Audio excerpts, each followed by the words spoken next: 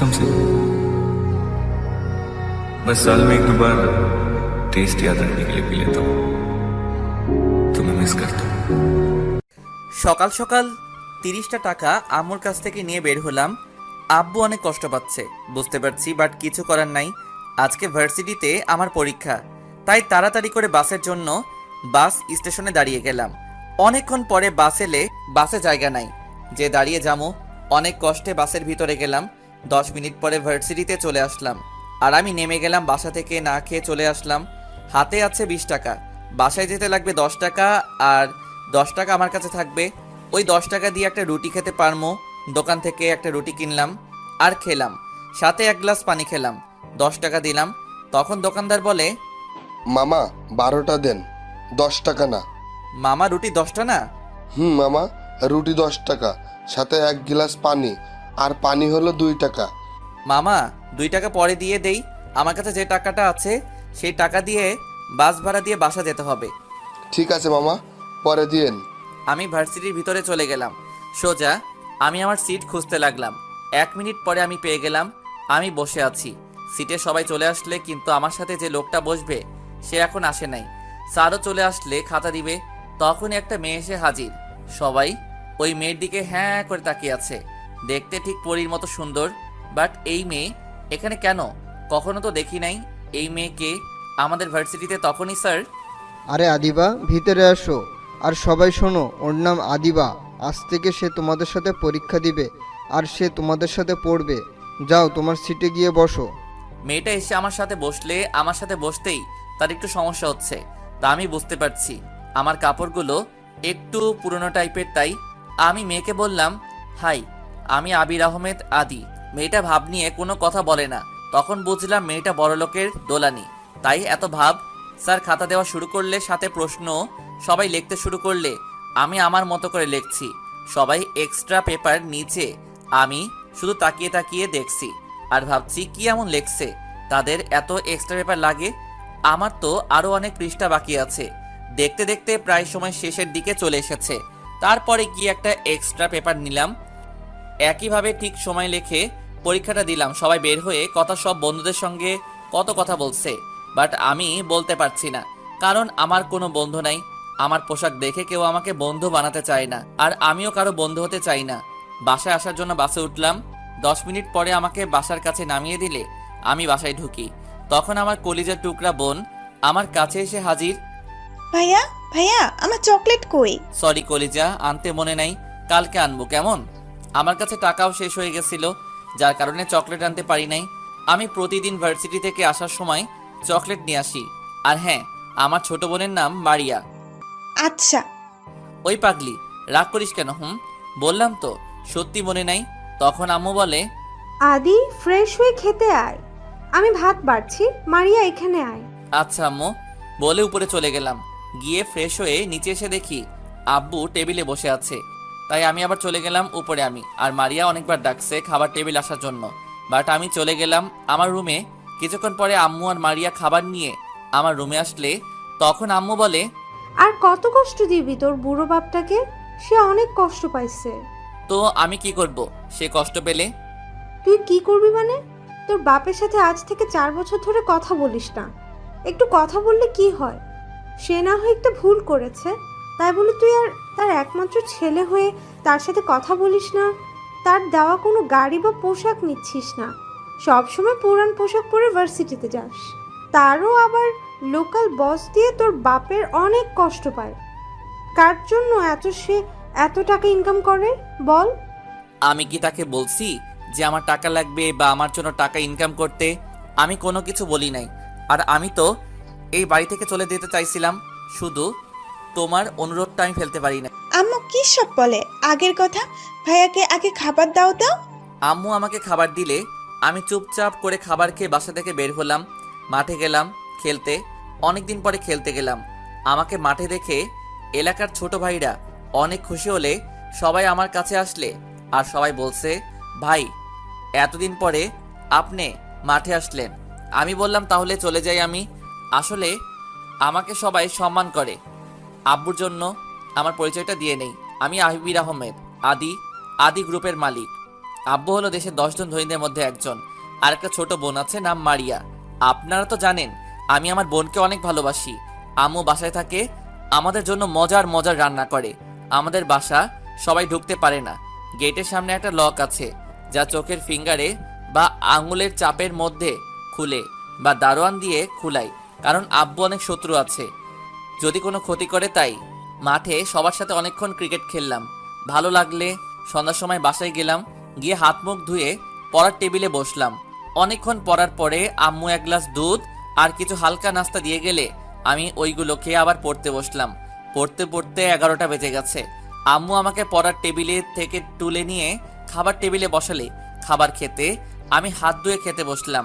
আম্মু আমাকে বেড়ে দিলে আমি খেয়ে আবারও পড়ার টেবিলে গেলাম। পড়তে পড়তে পড়ার টেবিলে ঘুমিয়ে গেলাম।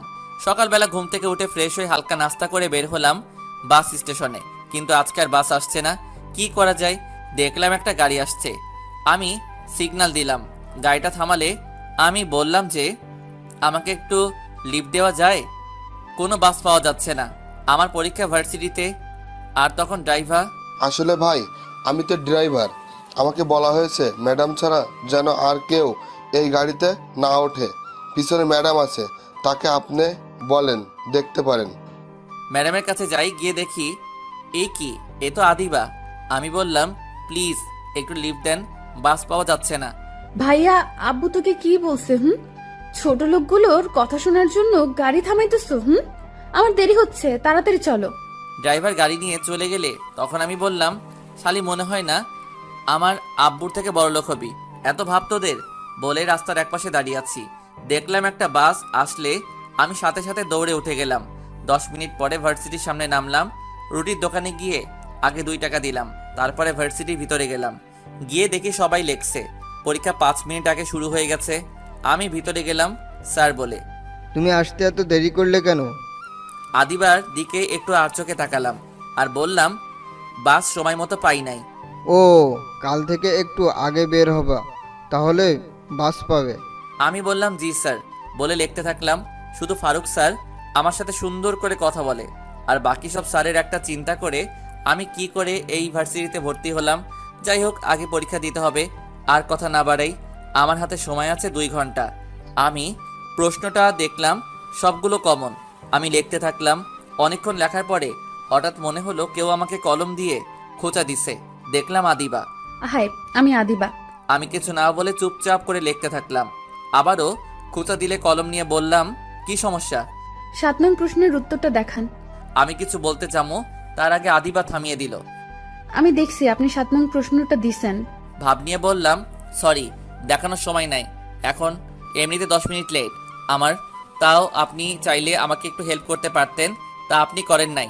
এখন আমিও পারবো না বলে আমি আমার মতো করে লিখতে থাকলাম। আর আদিবা গাল ফুলিয়ে বসে আছে। নির্ধারিত সময় পরীক্ষা শেষ হলে আমি পরীক্ষার হল থেকে বের হলাম। দেখলাম আদিবার আগে গাল ফুলিয়ে আগুন হয়ে গেছে। আমি পরীক্ষার হল থেকে বের হতে হতে আদিবা আমাকে ডাকে। আমি তার কাছে গেলাম। আদিবা বলে, তুই আমার সাথে এমন করলি কেন? আমি কি করছি আপনার সাথে? আমাকে একটু দেখালে কি হতো তোর? আপনাকে দেখালে তখন আমার খাতাটা নিয়ে নিত স্যার, তখন কি হতো? আর আমার 10 মিনিট লেট হয়েছে আসতে। তো কি হয়েছে? কি হয়েছে মানে? ধ্যাত, আমি চলে আসলাম। আবার ডাকলো আদিবা। ওই ফকিনের বাচ্চা, তোকে যেতে বলছি। আমি রাগকে কন্ট্রোল করতে পারি নাই, গিয়ে সাথে সাথে কয়েকটা বসিয়ে দিলাম গালে। ওই ফকিনের বাচ্চা, তোর সাহস কত তুই আমাকে থাপ্পড় মারলি? আবারও 2টা বসিয়ে দিলাম। চুপ, একেবারে চুপ।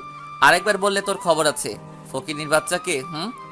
কেন? তুই, তোর পোশাক দেখলে বোঝা যায় তুই কেমন ফ্যামিলির ছেলে। পোশাক দিয়ে কাউকে বিচার করতে নাই, কার মধ্যে কি আছে কেউ বলতে পারে না। তুই আমাকে মারার সাহস কোথায় পেলি? এখনই আমি প্রিন্সিপাল স্যারের কাছে বিচার দেব তোর নামে। দেখ তোর কি হাল করি আমি। প্রিন্সিপাল আমার আব্বুর বন্ধু। মেয়েদের একটা স্বভাব, কোনো কিছু না পারলে আরেকজনের ক্ষমতা দেখায়, পারলে নিজের যোগ্যতা কিছু করে দেখা। ওকে ওকে, আমি আমার যোগ্যতা দিয়ে আমার প্রতিশোধ নিমু, যা। আমি চলে আসলাম ভার্সিটি থেকে। আজকে ছোট বোনের জন্য চকলেট দিতে হবে, তাই আজকে আর বাসে না গিয়ে হেঁটে হেঁটে বাসায় আসলাম। ছোট বোনের চকলেট নিয়ে আমি বাসায় এসে কলিং বেল দিতেই ছোট বোন এসে দরজাটা খুলে দিলে আমি মারিয়ার হাতে একটি চকলেট দিয়ে আমার রুমে গেলাম। গিয়ে ফ্রেশ হয়ে নিচে আসলাম।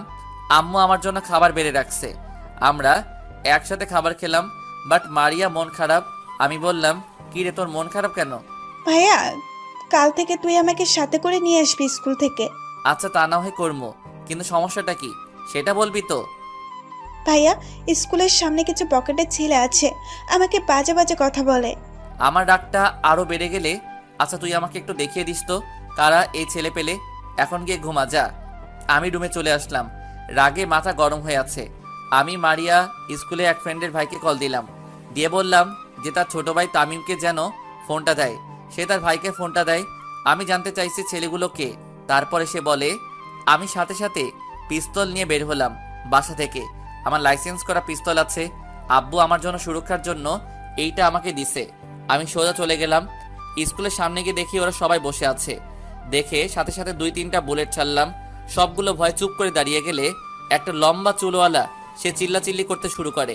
আমি তার পায়ে গুলি করি, সাথে সাথে সে নিচে পড়ে গেলে সবাই বলছে আমি কেন গুলি করছি। আমি কোনো কথা না বলে সবগুলোকে ইচ্ছে মতো মারলাম।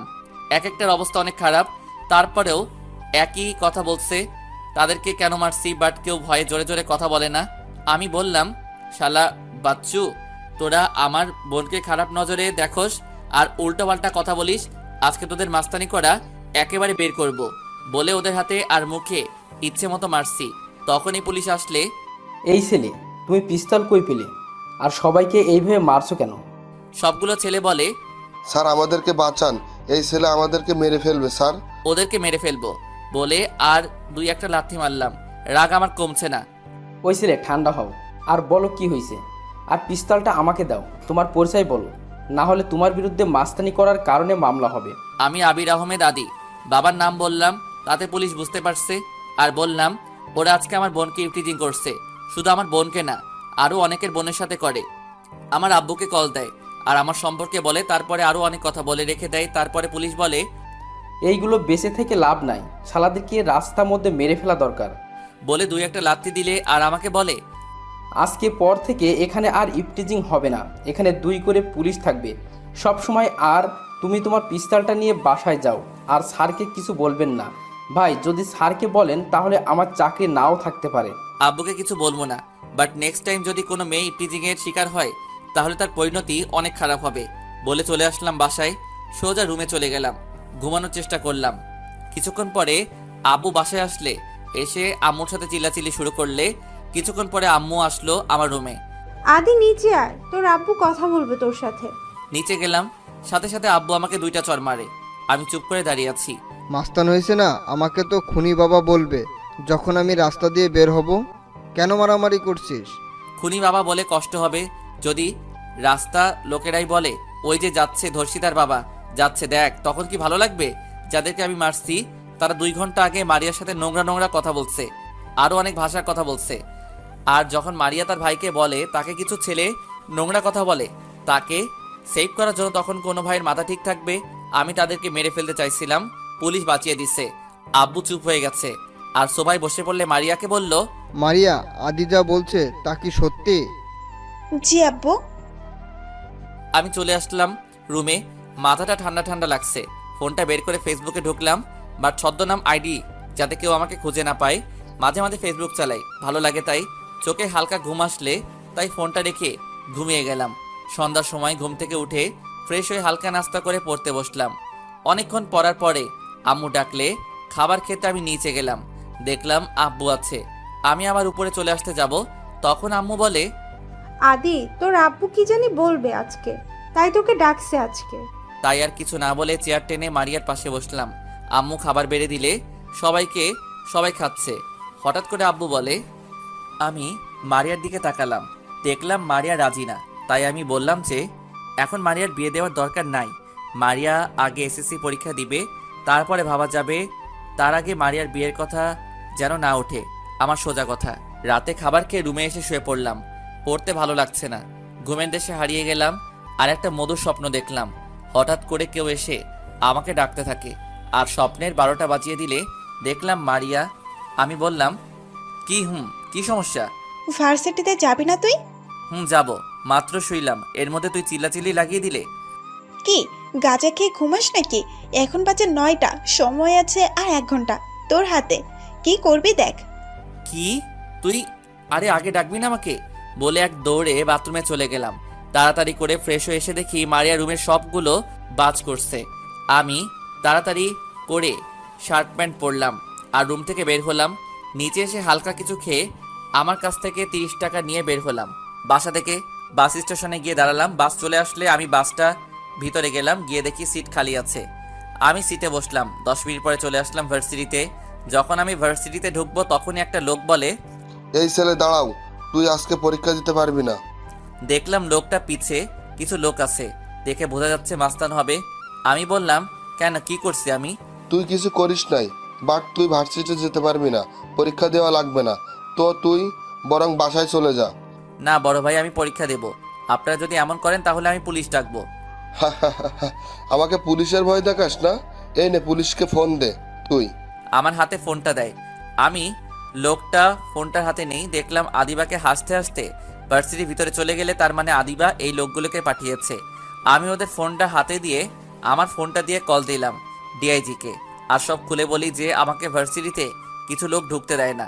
তখন ডিআইজি আঙ্কেল বলে, ওই থানা পুলিশ পাঠিয়ে দিচ্ছি, আমি তোমার কোনো সমস্যা হবে না। ডিআইজি হলো আমার বাবার বন্ধু। আমি বললাম, ওকে আঙ্কেল, তাড়াতাড়ি পাঠিয়ে দেন, আমার পরীক্ষার সময় কম আঙ্কেল। বলে ওকে আর ওই লোকগুলো হাসছে আর বলছে, আরে পুলিশ আমাদের দেখলে সালাম দেয়, তুই পুলিশকে ফোন দিয়ে ওকে, পুলিশে আসলে তোকে আবার মামলা বলবো ঢুকিয়ে দিতে। আমি চুপ করে দাঁড়িয়ে আছি। 7 মিনিটের ভিতর পুলিশ চলে আসলে এসে আমাকে বলে, তুমি আবির আহমেদ আদি? জি। আর ওরা আমাকে ভার্সিটিতে ঢুকতে দিচ্ছে না। তখন পিছন থেকে একটা লোক পুলিশকে বলছে, আরে স্যার, আপনি কেন এসেছেন? আর যখন এসেছেন তখন একে ধরে নিয়ে যান আর একটা মামলা দিয়ে 5 বছরের জন্য জেলে পাঠিয়ে দেন। সাথে সাথে পুলিশ ওই লোকটাকে একটা থাপ্পড় মেরে সবগুলোকে গাড়িতে তোলে। তখন একজন বলছে, ওসি, তুই জানিস না তুই কাকে নিচ্ছিস? আর এই ছেলে, আমি 1 ঘন্টার মধ্যে আবারও আসবো, আমার পাওয়ারের সম্পর্কে ধারণা নাই। তোর নিজেরও ধারণা নাই তোরা আজকে কত বড় ভুল করছিস। তুই 1 ঘন্টা না, 1 বছরেও মনে হয় না বের হতে পারবি। আমাদেরকে সরাসরি ডিআইজি পাঠিয়েছে, আর ওই ছেলে ও কোনো সাধারণ ছেলে মনে হয় না, ওদেরও অনেক পাওয়ার আছে। মনে হয় তোরা এখন হারে হারে টের পাবি জেল কি জিনিস। স্যার, আসার সময় কিছু ফকির আর একটা ফকিরনির সাথে দেখা। ফকিরগুলোকে আমি নিজের দায়িত্বে তাদের ঠিক জায়গায় পাঠিয়ে দিয়ে এসেছি, বাট ফকিরনিকে পারলাম না। তার স্বভাবটা ছিল ডাস্টবিনের ময়লা খাওয়া। একটু আর চোখে তাকালাম আদিবার দিকে, দেখলাম রাগে রুচির মতো ফুলছে। সময় হয়েছে, সবাই সোজা হও। বলে খাতা আর প্রশ্ন দিয়ে দিল। সবাই প্রশ্ন পেয়ে খুশি, সবাই লেখছে, আমিও লেখছি। দেখলাম আদিবা গাল ফুলিয়ে বসে আছে আর উকি মারছে আমার খাতার দিকে। আমি দেখেও না দেখার ভান করে লেখছি। আদিবা কিছুক্ষণ এদিক ওদিক করে সে নিজে লেখা শুরু করছে। তাকিয়ে তাকিয়ে দেখতে থাকলাম আদিবার দিকে। এত সুন্দর নিষ্পাপ একটা মেয়ের এত বেশি অহংকার দেখলে কেমন কেমন লাগে। যাই হোক, আবারও লেখা শুরু করলাম। সময়ের আগে পরীক্ষা শেষ করে ফেললাম, কিন্তু আদিবা পারে নাই। আদিবা মন খারাপ করে আছে। কি আর করার, পরীক্ষা সবগুলোর উত্তর দিতে পারে নাই। আর আদিবার জন্য ভার্সিটির অনেকেই পাগল। আদিবা দেখতে যেমন, তার চেহারাটাও ঠিক তেমন, একটা মায়া মায়া ভাব আছে। আমি পরীক্ষা দিয়ে পরীক্ষার রুম থেকে চলে আসলাম। মাঠে এক কোণে দাঁড়িয়ে আছি, আর আদিবা দাঁড়িয়ে আছে অনেকগুলো ফ্রেন্ডের সাথে, কারণ আদিবার মতো ওরাও বড় লোক।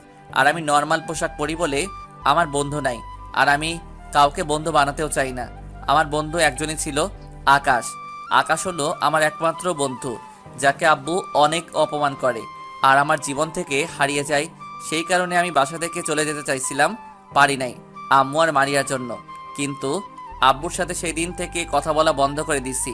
হঠাৎ করে আদিবা আমার সামনে, কি রে ছোট লোকের বাচ্চা, তোকে আজকে কেমন মার দিল আমার লোকেরা? আর পরীক্ষার হলে আসলি কি করে তুই? মার না সেই লেভেলের মায়ের, বাট আমার উপর না, ওদের উপর হচ্ছে। এখন কি ফকির নিমার্কা মাস্তান আনিস যা আমার কাছে চুলের মতো ফু দিলে উড়ে যায়। তুই ছোট লোক বলে তোর কোনো ফ্রেন্ড হয় না। দেখ আমার কত ফ্রেন্ড। তুই ঠিক বলছিস, বাট আমার তো মনে হয় তুই আমার থেকেও ছোট লোক। বলে চলে আসলাম। আদিবা অনেকবার ডাকছে এই বলে যে ছোট লোককে আমি রাস্তায় চলে আসলাম আর বাস পেয়ে গেলাম। বাস দিয়ে চলে আসলাম বাসায়। এসে কলিং বেল দিতেই সাথে সাথে দরজা খুলে দিলে মারিয়া। আমি উপরে চলে গেলাম, গিয়ে ফ্রেশ হয়ে নিচে আসলাম। খাবার খেতে গিয়ে দেখি ওমা আমার পছন্দের খাবার রান্না করছে, বিরিয়ানি। তাড়াতাড়ি করে বিরিয়ানি প্লেটে নিলাম। তারপরে মারিয়া আম্মু নিলে সবাই 1 প্লেট খেতে খেতে আমি 2 প্লেট মেরে দিলাম। তখন মারিয়া বলে, হাম্মু, এই ছেলে তো রাক্ষস। আমরা 1 প্লেট খেতে পারছি না, আর এই ছেলে তো 2 প্লেট খেয়ে ফেলাইছে। চুপ কর। আমার ছেলেটা না খেতে খেতে চিকন হয়ে গেছে, আর 2 প্লেট কেন? আদি বাবা, তুই আরো 2 প্লেট খা বাবা। না আম্মু, আমি আর খাবো না। তোমার ডাইনি মেয়েটা খাবার না পেয়ে তো স্বামীর মায়েরকে চিকন হবে, রাক্ষসী একটা। আমার খাওয়া দেখতে পারে না। আম্মু, তোমার মেয়েকে বাসা থেকে বিদায় করবা কবে? না না, এত তাড়াতাড়ি আমি বিদায় হব না। আগে তুই বিয়ে করবি, তোর বউয়ের সাথে ঝগড়া করব, তারপরে আমি এই বাড়ি থেকে বিদায় হব। আমি কি পাগল নাকি? তোর মতো ডাইনিকে বাসায় রেখে আমি বিয়ে করব? না না, আমি এত পাগল না রাক্ষসী। ওই থাম, তোরা কি শুরু করছিস? কি ঝগড়া শুরু করছি নাকি? তোমার মেয়ে তো শুরু করছে, বাট তাকে বলে বন্ধ করতে। ওকে, বন্ধ করব, একটা শর্ত আছে। কি শত আবার? তার মানে তুই ইচ্ছা করে ঝগড়াটা শুরু করছ, তাই না? কি সত্তর? আমাকে আজকে বিকেলে নিয়ে বের হতে হবে। আজকে ঘুরতে ইচ্ছে করে অনেক, তাহলে ঝগড়া থামবে, না হয় আজকে সারাদিন চলবে। আদি যা, কবে থেকে মারিয়া বের হয় না? আর বিরিয়ানি কিন্তু মারিয়া রান্না করছে তোর জন্য। এই কাহিনী না? আচ্ছা যা, নিয়ে যাবো, এখন আর বিরক্ত করবি না ওকে, বলে রুমে চলে গেলাম। গিয়ে একটা ঘুম দিলাম, হালকা চোখটা লাগছে। তখনই মারিয়া এসে ডাকাডাকি শুরু করলে, ওই ফেয়া ওঠ, ঘুরতে যাবি না? যাবো। কয়টা বাজে? 3টা বাজে। এই মেয়ে মাথাটা গেছে, ঘুরতে কি কেউ এই রোদের মধ্যে যায়?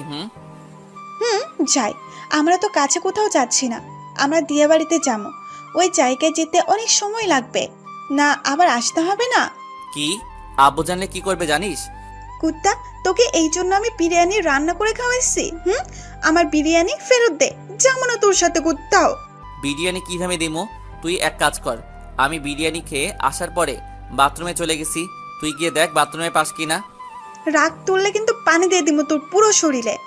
আমি বললাম ওকে, উঠছি, বাট তুই গিয়ে রেডি হ। বললে আমি বাথরুমে গেলাম, গিয়ে ফ্রেশ হয়ে নিচে আসলাম।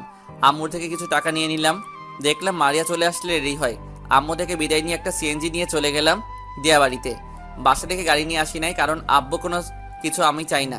আসলে জায়গাটা অনেক সুন্দর। মারিয়াকে নিয়ে হাঁটছি, হঠাৎ মারিয়া বলে, ভাইয়া ওই যে ফুচকার দোকান, আমি ফুচকা খামো, চল ভাইয়া।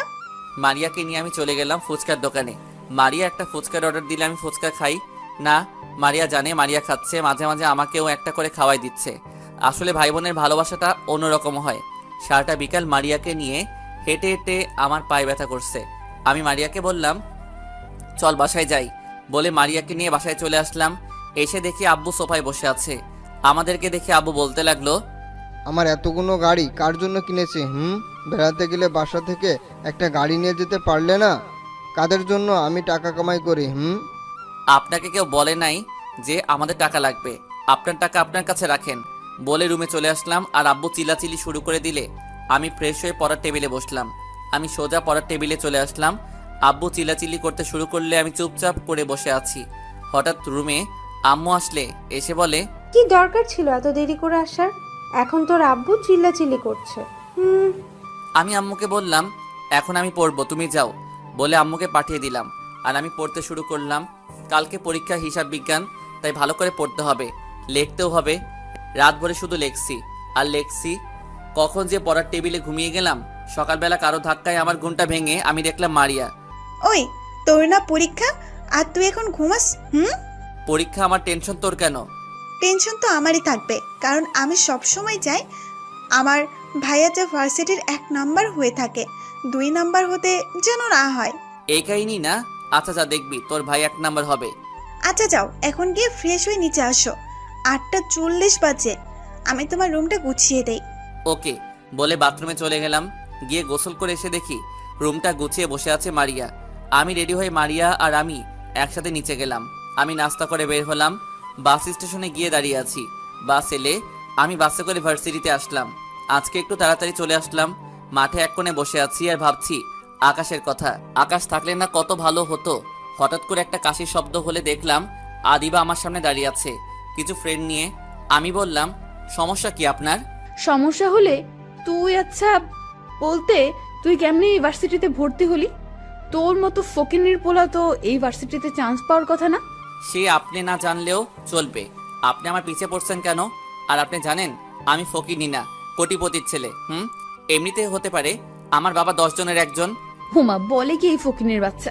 মানুষ রাতে স্বপ্ন দেখে, আর এই ফকিনের বাচ্চা তো দিনের বেলা স্বপ্ন দেখে রে। আমার রাত চেপে বসলে মাথা, এই মাইয়া শুধু আমাকে ফকিনি বলে। এইটা শুনে আমি ক্লান্ত হয়ে গেছি। আজকে কিছু একটা করতেই হবে, থাপ্পড় দেওয়া যাবে না। একেবারে যখন তার শিক্ষা হয় নাই তার, আর হবেও না। তাই মনে মনে সিদ্ধান্ত নিয়ে ফেললাম, তার ফ্রেন্ডের সামনে তার ঠোঁটে কিস দিয়ে দিলাম। আদিবা অনেক জোরাজোরি করছে ছাড়ার জন্য, আমি শক্ত করে ধরে রাখছি। 30 সেকেন্ড পরে ছেড়ে দিছি আর বললাম, এখন কি করবি? এই ফকিনির বাচ্চা, তোকে কিস করছে, এখন কি করবি? তোকে তো আমি দেখে নেব। যা যা, পারলে কিছু করে দেখাস। বলে চলে এলাম পরীক্ষার হলে। সময় আছে 10 মিনিট, একা একা বসে আছি। হঠাৎ করে একটা মেয়ে আসলে বলে, হাই, আমি জান্নাতুল ইসলাম ঈশা। আবির আহমেদ আদি। আমরা কি ফ্রেন্ড হতে পারি? না। কেন, কোনো সমস্যা? আদিবা আপনাকে আমার কাছে পাঠাচ্ছে প্রতিশোধ নেবার জন্য, তাই না? আপনার কি তাই মনে হয়? আর আমি কারো হুকুমের চাকর না, ওকে? ফ্রেন্ড হতে হবে না। ওকে ওকে, আপনি রেখে যাচ্ছেন কেন? আমরা এখন থেকে ফ্রেন্ড, ওকে? তাহলে তুই করে বলবি, আপনি না, ওকে? এর মধ্যে আদিবা তার ফ্রেন্ডের নিয়ে চলে আসলে, আর আমি জান্নাতুলকে বললাম, এখন তুই গিয়ে তোর সিটে বস। এক ফকিন্নি আরেক ফকিন্নির খবর রাখে। তখন বলে হাসতে থাকে তার ফ্রেন্ডগুলো। যে মেয়ে ফকিন্নি কিস খায়, সে মেয়ে যে কত বড় লোক তা আমার জানা হয়ে গেছে। তখন আদিবা সাথে সাথে আমার শার্টের কলার ধরে ফেলায়, আরো কিছু একটা বলতে যাবে, এর মধ্যে স্যার চলে আসলো। কি হয়েছে এইসব? স্যার, এই তো ছোট লোকটা আমাকে তোমাকে কি করেছে সে? আমাকে স্যার বলতে পারবো না। যদি বলতে না পারো তাহলে ওকে ছেড়ে আর সোজা হয়ে বসো। আদিবা লক্ষ্মী মেয়ের মতো করে আমাকে ছেড়ে দিল, আর আমি সোজা হয়ে বসলাম। তখন স্যার সবার উদ্দেশ্য করে বলে, এইটা হলো শিক্ষা প্রতিষ্ঠান। এখানে ছোট লোক বড় লোক বলতে কিছুই নাই। এখানে সবাই জ্ঞান অর্জন করার জন্য এসেছে। তুমি বড় লোক বলে আরেকজনকে ঘৃণা করবা তা না, সবাই এখানে মিলেমিশে থাকবা। আর কখন আদির সাথে আদিবা ঝগড়া না দেখিয়ে বলে দিলাম, যদি দেখি তাহলে সত্যি সত্যি দুজনের জন্য অনেক কঠিন শাস্তি আছে। আমি স্যারের কথা শুনে চুপ হয়ে গেলাম। আর এই বজ্জাত মেয়ে থেকে একটু দূরে থাকা ভালো। স্যার পরীক্ষার খাতা আর প্রশ্ন দিলে আমি প্রশ্ন পেয়ে ভালো লাগছে, কারণ আজকে আমার সব কমন পড়েছে। আমি মন দিয়ে লেখা শুরু করলাম। হিসাব বিজ্ঞান। এই টাকা নিয়ে মাথা গরম করে পরীক্ষা দেওয়া যায় না, ঠান্ডা মাথায় লিখতে হয়। জাবেদা ছিল তাই সহজ করে নিলাম, তারপরে নগদ ছিল তাও করে নিলাম, তারপরে খতিয়ান করে নিলাম। বাট খতিয়ান করতে গিয়ে অনেক সমস্যায় পড়তে হয়েছে আমার। পিছে ছিল জান্নাতুল, তাকে বললাম সবকিছু কি ঠিকভাবে দিছে কি না। জান্নাতুল বলে খতিয়ান সমস্যা। আমি জান্নাতুলকে খতিয়ানটা করার জন্য সাহায্য করলাম। এইভাবে সবগুলো উত্তর সুন্দরভাবে করে নিলাম। আর দেখলাম আদিবা কাটাকাটি করা শুরু করে দিছে, আর আমার দিকে আর চোখে তাকায়। চোখে চোখ পড়তেই আমরা দুইজনই চোখ নামিয়ে নিলাম। স্যার যথাসময় সবার খাতা নিয়ে নিলে আমি বের হলাম পরীক্ষার হল থেকে। তখন জান্নাতুল বলে, আদি, মাঠে একটু দাঁড়া, আমি আসছি। ওকে তুই আয়। বলে আমি এক কোণে দাঁড়িয়ে আছি। 2 মিনিট পরে জান্নাতুল আসলে আমরা দাঁড়িয়ে কথা বলছি। হঠাৎ করে আদিবা চলে আসলে, সাথে তার ফ্রেন্ডরাও আছে। আদিবা বলে, দেখ দেখ, এক ফকিন্নি আরেক ফকিন্নির কাছে আইছে, দেখলে বমি বমি আসে। পমি আমাকে দেখে আসে নাকি অন্য কোনো কাহিনী আছে? পরে তো আবার আমার উপর অন্য কোনো মামলা ঢুকিয়ে দিবে। তখন আদিবা রেগে গিয়ে আমার শার্টের কলার ধরে বলে, কি বলতে চাস তুই? আর ফকিন্নি তো ফকিন্নি, চিন্তা ভাবনা থাকে। ফকিন্নিকে এত অহংকার কিসের তোমার? তুমি দেখতে সুন্দরী, বাবার টাকা আছে বেশি, এই জন্য? তোর বাপের থেকেও আমার আব্বুর টাকা কম না। আর একবার যদি ফকিন্নি কথাটা মুখ দিয়ে বের হয়, তাহলে আমার থেকে খারাপ কেউ হবে না। সাথে সাথে আদিবা চুপ হয়ে গেল। জান্নাতুল, আমি গেলাম। দাঁড়া, তুই এখন এখানে দাঁড়িয়ে আছি কেন? যাও এখান থেকে। ওকে, যাচ্ছি। আরে কি দরকার ছিল ওই মেয়ের সাথে ঝগড়া করার? মেয়েটা একটু বেশি অহংকারী, আর তোকে ফকিনি ফকিনি বলে তাই একটু রাগ হয়েছে। আচ্ছা, তোর বাসায় কি কে আছে রে? আর থাকিস কোথায়?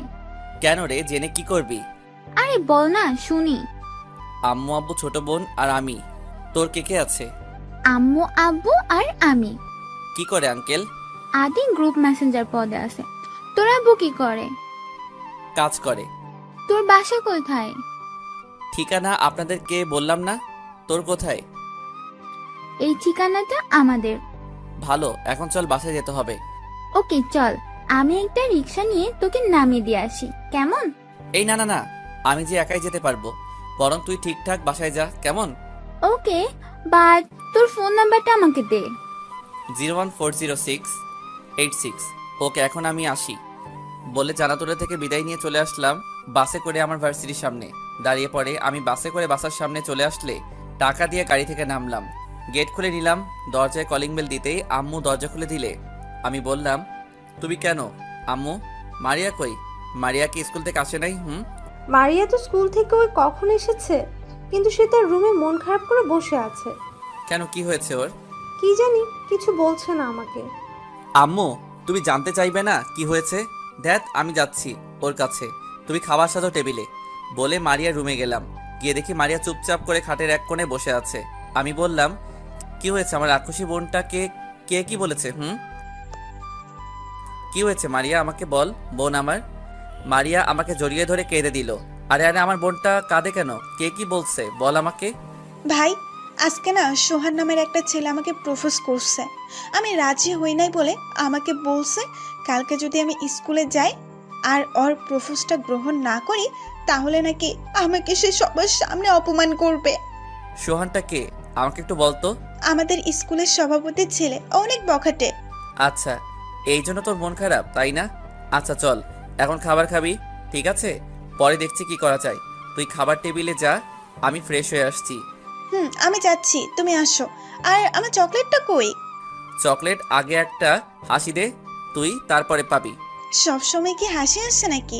কিন্তু চকলেটের জন্য হলেও জোর করে হাসি দিতে হয়। আমি সেটা জানি, তোর হাসিটা দেখলে আমার ভালো লাগে বোন। তুই সবসময় এভাবে হাসি খুশি থাকবি কেমন? আর এই নে তোর চকলেট। ভাইয়া, আমি নিচে যাচ্ছি, তুমি আসো। আমি বললাম আসছি বলে আমার রুমে গেলাম। গিয়ে দেখে একটা কল আসলে কলটা কেটে আমার এক বন্ধুকে কল দিলাম। তার বাসা মারিয়ার স্কুলের সাথে। আমি বললাম, বন্ধু সোহানের সম্পর্কে কিছু বলবি আমাকে? কেন, কি হয়েছে একটু বলবি আমাকে? তেমন কিছু না। সোহান একটা বখাটে ছেলে, শুধু মেয়েদের পিছন পিছন ঘুরে আর প্রপোজ করে। রাজি না হলে মেয়েটার ইজ্জত হারাতে হয়। বাপের ক্ষমতা, টাকা আর পুলিশ, এইটার কারণে তাকে কেউ কোনো ক্ষতি করতে পারে না। ওকে বন্ধু, ধন্যবাদ তোকে, বাই। একটু বিজি আছি, পরে কথা বলবো বলে কলটা কেটে দিলাম। বন্ধুর সাথে কথা বলার কারণটা হলো সোহানের ক্ষমতা সম্পর্কে জেনে নিলাম। আমাদের থেকে পাওয়া কম আছে। এর মধ্যে ফোনটা বেজে ওঠে। আমি রিসিভ করি। ওপাশ থেকে একটা কণ্ঠ ভেসে আসছে। কুত্তা, বান্দর, হনুমান, শয়তান, আমার ফোনটা কাটলি কেন? আরে কে আপনি? আমাকে বকছেন কেন? তোকে খুন করে ফেলবো শয়তান পোলা। আরে আজব, কে আপনি? আগে নাম বলেন। এর মধ্যে মারিয়ার ডাকাডাকি।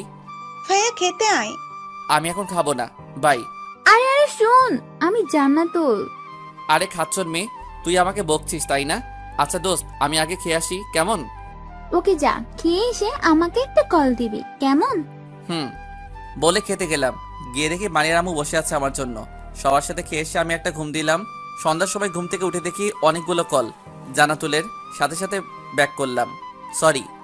রাখ তো সরি, তোকে যে বললাম কল দিবার জন্য, তার কি হলো? তুই কল দিছিলি আমাকে? তুই কল দিছিলি আমাকে?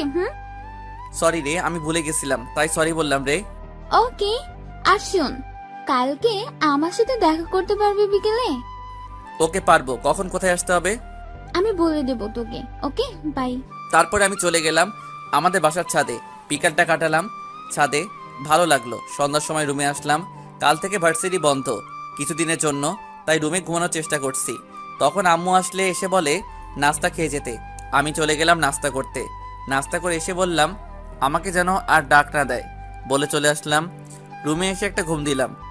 কি একেবারে সকালে মারিয়ার ডাকে ঘুম ভেঙে গেলে মারিয়াকে নিয়ে স্কুলে যাব। মারিয়াকে নিচে পাঠিয়ে আমি রেডি হলাম, সাথে পিস্তলটাও নিলাম। আম্মুর কাছ থেকে কিছু টাকা নিলাম। মারিয়াকে নিয়ে স্কুলে আসলাম। বললাম তুই আগে যা, দেখবো ছেলেটা কে। ওকে। মারিয়া ঢুকলে আমি তার পিছু পিছু ঢুকলাম। আমি একটা সাইডে দাঁড়িয়ে আছি, মারিয়ার দিকে তাকিয়ে আছি। হঠাৎ করে একটা ছেলে মারিয়ার হাত ধরে ফেলায়। আমার তো রাগে মাথাটা আগুন হয়ে গেলে আমার হাতের কাছে একটা লাঠি ছিল। দৌড়ে গিয়ে যে হাত দিয়ে মারিয়া হাত ধরে রাখছে সেই হাতের মাঝে একটা বাড়ি দিতেই সে একটা চিল্লানি দিয়ে নিচে পড়ে গেলে আমি তাকে ইচ্ছে মতো মারলাম। স্কুলের সবাই আমার দিকে তাকিয়ে আছে। কোথা থেকে যেন কিছু লোক আসলে আমি পিস্তলটা হাতে নিয়ে একটা ফাঁকা আওয়াজ করতে সবাই চুপ হয়ে গেছে। সোহান ছেলেটাকে মারার পরে কিছুক্ষণ পরে একটা লোক আসলে আর সাথে পুলিশ লোকজন এসে সোহানকে বাবা বাবা বলে বুকে টেনে নিলে আর আমাকে পুলিশ ধরে সাথে সাথে স্কুলের ভিতরে চলে আসলে আরেকজন, আর সে হলে কিছুক্ষণ পরে একটা লোক আসলে আর সাথে পুলিশ লোকটাকে এসে সোহানকে বাবা বাবা বলে বুকে টেনে নিলে আর আমাকে পুলিশের হাতে ধরিয়ে দিল, এই বলে যে আমি নাকি মাস্তানি করি, চাঁদাবাজি করি, আরও অনেক কিছু বলে। তখন সাথে সাথে পুলিশের আরও গাড়ি চলে আসলো। আমার রাগ কমেছে না, শালা আমার বোনের হাত ধরা। পুলিশের হাতে থাকা অবস্থায় আরে দুই একটা লাথি মেরে দিলাম। তখন পুলিশ আমাকে মারতে যাবে, ঠিক তখনই ডিআইজি চলে আসলে আর জোরে বলে, থাম। আরে স্যার, আপনি এখানে বুঝতে পারছি এই মাস্তানকে ধরার জন্য এসেছেন তাই না? সমস্যা নেই স্যার, ওকে আমরা ধরে ফেলেছি। চুপ করো, তোমাকে কে পুলিশের চাকরি দিচ্ছে? কেন স্যার, আপনি জানেন না আমাদেরকে সরকার চাকরি দিচ্ছে স্যাসরাদের ধরার জন্য? ডিআইজি আঙ্কেল বলে, তুমি কাকে ধরেছো? সে মাস্তান। এর মধ্যে আরও কয়েকটা গাড়ি ঢুকলে স্কুলে দেখে বুঝে ফেলাইছি আব্বু এসেছে আর ডিআইজি আঙ্কেলকে আব্বু পাঠাইছে। আব্বু গাড়ি থেকে নামতে পুরো স্কুলের মানুষের ভিড় পড়ে গেছে। আর যে পুলিশ আমাকে ধরে রাখছে সেই পুলিশ আমার হাত ছেড়ে দিয়ে আব্বুর কাছে চলে গেলে সেফটের জন্য আমি সেই সুযোগে সোহানকে আরও মারতে থাকলাম। আমার সব রাগ তার উপরে মিঠালাম। শালা আর সোহানের আব্বু এসে আমাকে ধরে রাখছে, মারতে দিচ্ছে না। আর আবার সেই পুলিশ এসে আমার হাত ধরতে যাবে, তখনই ডিআইজি আঙ্কেল এসে পুলিশ অফিসারকে দুইটা চড় মারে। স্যার, আমাকে মারলেন কেন? মাস্তানটাকে ধরবো না? ধরবেই তো, চাকরি থাকলে তো তুমি ধরবে, তাই না? ভালো লোক হয় মাস্তান আর মাস্তান হয় ভালো লোক। শুধু টাকা থাকলে, তাই না? এতক্ষণ যাকে স্টেপ করার জন্য ওই জায়গায় গিয়েছিলাম তার ছেলে হলো এই আদি চৌধুরী, আর সেই এই মাস্তান। না, মার খাওয়া লোকটা হয় ভালো লোক, সে সবসময় মেয়েদেরকে ইপটিজিং করে।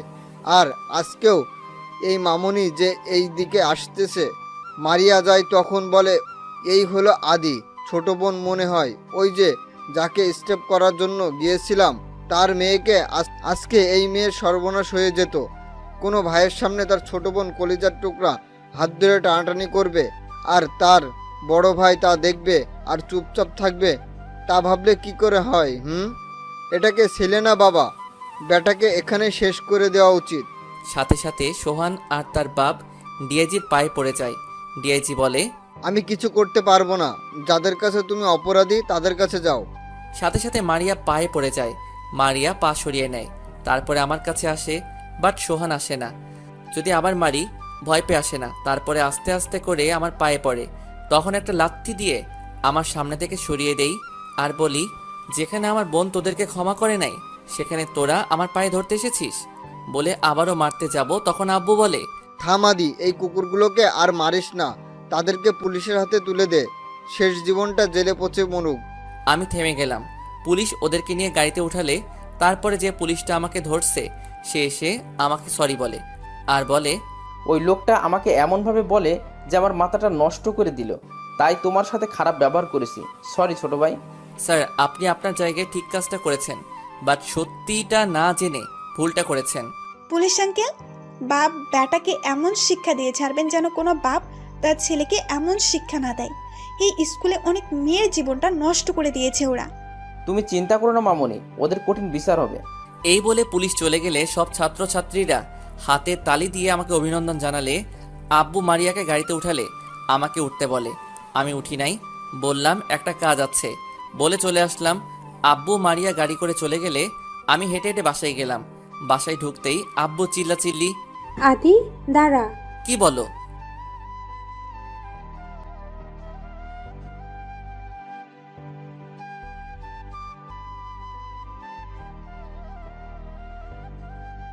বোনের জন্য মারামারি করবো না তো কার জন্য করবো? সে আমার বোন, আমাকে তো সব বলবে। আমার বোনকে কেউ কাঁদাবে তা আমি মেনে নিতে পারবো না। আর তোমাদেরকে বললেই বা কি হতো? পুলিশ পাঠিয়ে তাকে ধরে নিতে, আবার সাথে সাথে ছেড়েও দিত। বাট আমি তাদেরকে হাতে কলমে শিখিয়ে তারপরে শ্বশুরবাড়ি পাঠিয়েছি। আমি যদি ওই সময় ডিআইজিকে না পাঠাতাম তাহলে যে কি হতো আল্লাহ ভালো জানে। কি আর হতো ভাইয়া, ওদেরকে গুলি করে দিত, তাই না ভাইয়া? চুপ, একেবারে চুপ। শয়তানি বুদ্ধি ছাড়া আর কোনো বুদ্ধি আসে না মাথায়। যা রুমে যা। আমি চলে আসলাম রুমে, এসে মাথাটা ঠান্ডা করার জন্য শুয়ে পড়লাম। খাটে আস্তে আস্তে করে ঘুমের দেশে হারিয়ে গেলাম। হঠাৎ করে ঘুমটা ভেঙে গেলে আসলে আমি একটা স্বপ্ন দেখলাম। একটা মেয়েকে, বাট তার চুলের জন্য তার মুখ দেখা যাচ্ছে না, কারণ তার এলোমেলো চুল বাতাসে উঠছে। তখনই তার মুখখানি দেখতে যাব, তখনই ঘুমটা ভেঙে গেলে আফসোস নিয়ে বাথরুমে গেলাম। এসে দেখি জান্নাতুল কল দিছে। আমি রিসিভ করে তখন জান্নাতুল বলে, এই হারামি কই তুই? কেন বাসায় কিছু বলবি? শালা তুই না আমার সাথে দেখা করবি, সব কি ভুলে বসে আছিস কুত্তা? ও সরি, আসছি। কই আসতে হবে বল। সরি তোর কাছে রাখ, তুই এই ঠিকানায় চলে আয় কেমন? বলে ফ্রেশ হয়ে নিচে আসলাম। তখন আম্মু বলে, কই যাস বাবা আদি? এই যে আম্মু, একটু বাইরে যাব, বন্ধুর সাথে দেখা করতে। কয়েকটা টাকা দাও তো। আম্মু 500 টাকা দিলে আর বলে তাড়াতাড়ি যেন বাসায় ফিরি। আমি ওকে বলে চলে আসলাম বাহিরে। জান্নাতুলের ঠিকানা গিয়ে দেখি রাক্ষসীটা আগে চলে আসছে। আমি বললাম, বল, দেখা করতে বললি কেন? কোনো সমস্যা হয়েছে নাকি? না, আজকে তোকে আমি ট্রিট দেব, তাই এখানে আসতে বলছি। সত্যি নাকি? বাট হঠাৎ ট্রিট কেন? এমনি তোকে ট্রিট দিতে মন চাইছে, তাই দিলাম। বল কি খাবি? আমার তবে একটা খাবার পছন্দ, বিরিয়ানি। তাই আমি কাচ্চি বিরিয়ানি অর্ডার দিলাম 2 প্লেট। 4 মিনিট পরে বিরিয়ানি আসলে আমরা বিরিয়ানি খেলাম।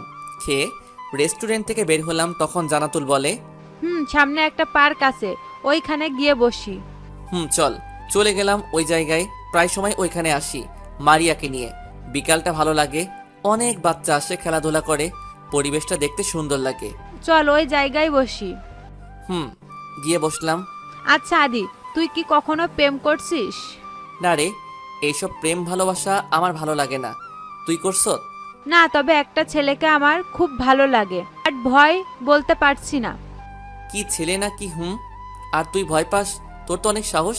ভালো লাগলে বলে ফেল, আর না হয় পরে আর বলতে পারবি না। আচ্ছা, ছেলেটার নাম কি রে?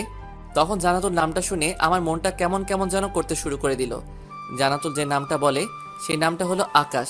আমার বন্ধুর কথা মনে পড়ে গেল, আমার মনটা খারাপ হয়ে গেল।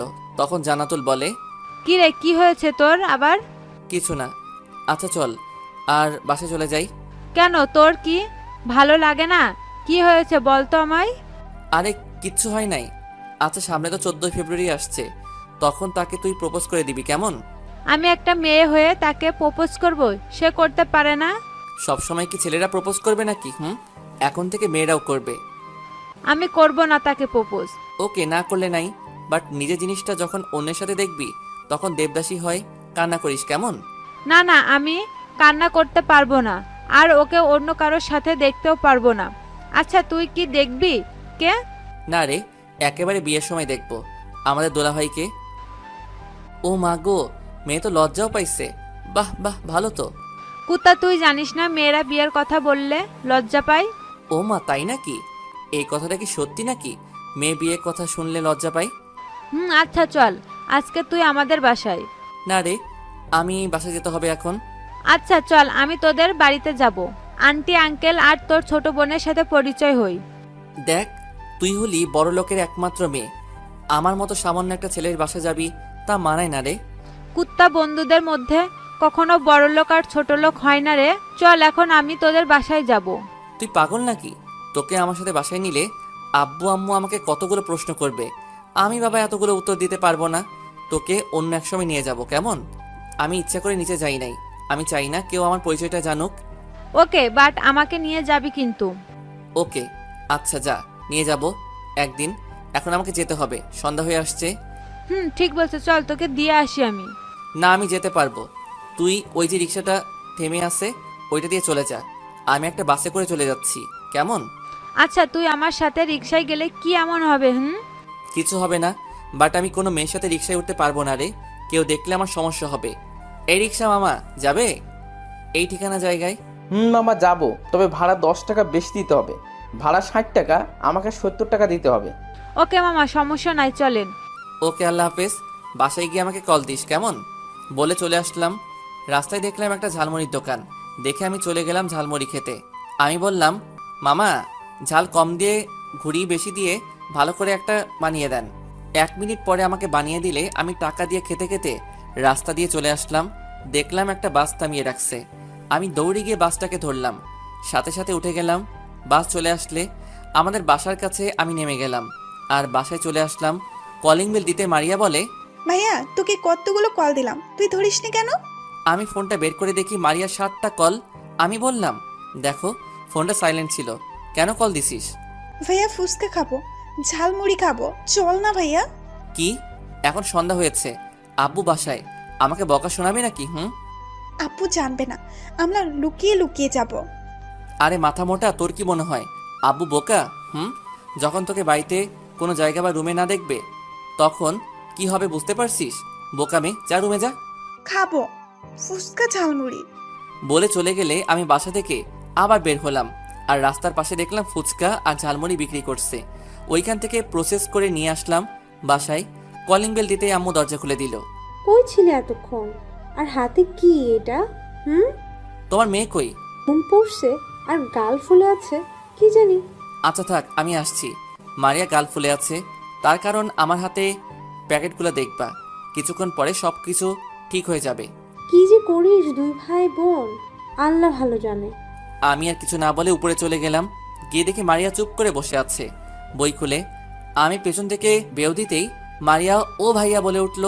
আমি সাথে সাথে মারিয়াকে বুকে জড়িয়ে নিলাম আর বললাম, ভয় পাস না, আমি আছি তোর সাথে। কুত্তা, আমাকে ভয় দেখাস কেন? যাও আমার রুম থেকে। ওকে, চলে যাচ্ছি, বাট ফুচকা আর ঝালমুড়িগুলো ময়লা ঝুড়িতে ফেলাই দিয়ে আসি। কি? এই দাঁড়া দাঁড়া, কই যাস? বস আগে। না, চলে যাই, তুই তো বললি। ও, বলছিলাম না তোকে চলে যেতে? আচ্ছা কাজ কর, তুই এগুলো রেখে চলে যা। বলে হাত থেকে প্যাকেটটা রেখে বের করে দিল। আমি চলে আসলাম রুমে। এসে ফোনটা বের করে দেখি জান্নাতুল কল দিচ্ছে। আমি রিসিভ করি আর বলি, পরে কথা বলবো, এখন ফ্রেশ হচ্ছি। বলে কলটা কেটে দিলাম। তারপরে ফ্রেশ হলাম। আম্মু এসে ডেকে গেলে নিচে আসতেই আমি নিচে গিয়ে দেখি আম্মু নাস্তা নিয়ে বসে আছে। আমি গিয়ে একটা চেয়ারে বসলাম, আরও নাস্তা করে রুমে চলে আসলাম আর বললাম, রাতে আমি খাবো না। বলে রুমে চলে আসলাম। মাথা ব্যথা করছে তাই শুয়ে পড়লাম আর আস্তে আস্তে ঘুমিয়ে গেলাম। সকালে কারো ডাকে আমার ঘুমটা ভেঙে যায়। চোখ খুলে দেখি মারিয়া। ভাইয়া ওঠ না। কি? কি হয়েছে বল। শপিং করব, তোকে যেতে হবে, আব্বু আমাকে একা ছাড়বে না। তো আমি কি করব? আমি যেতে পারবো না, তুই যা এখান থেকে। ওকে। বলে চলে গেলে কিছুক্ষণ পরে আমার মুখে এক জগ পানি ঢেলে দিলে আমি চিল্লানো দিয়ে উঠে গেলাম। আমি রাগের মাথায় মারিয়াকে মারতে গেলাম। যখন থাপ্পড় দেব তখনই মারিয়া ভয় পেয়ে কেঁদে দেয়। আরে আরে, তোকে কি কিছু করছি আমি? দেখ, তুই কাঁদবি না, বলে দিলাম। আচ্ছা যা, তুই রেডি হ, তোকে নিয়ে শপিং করতে যাব, যা।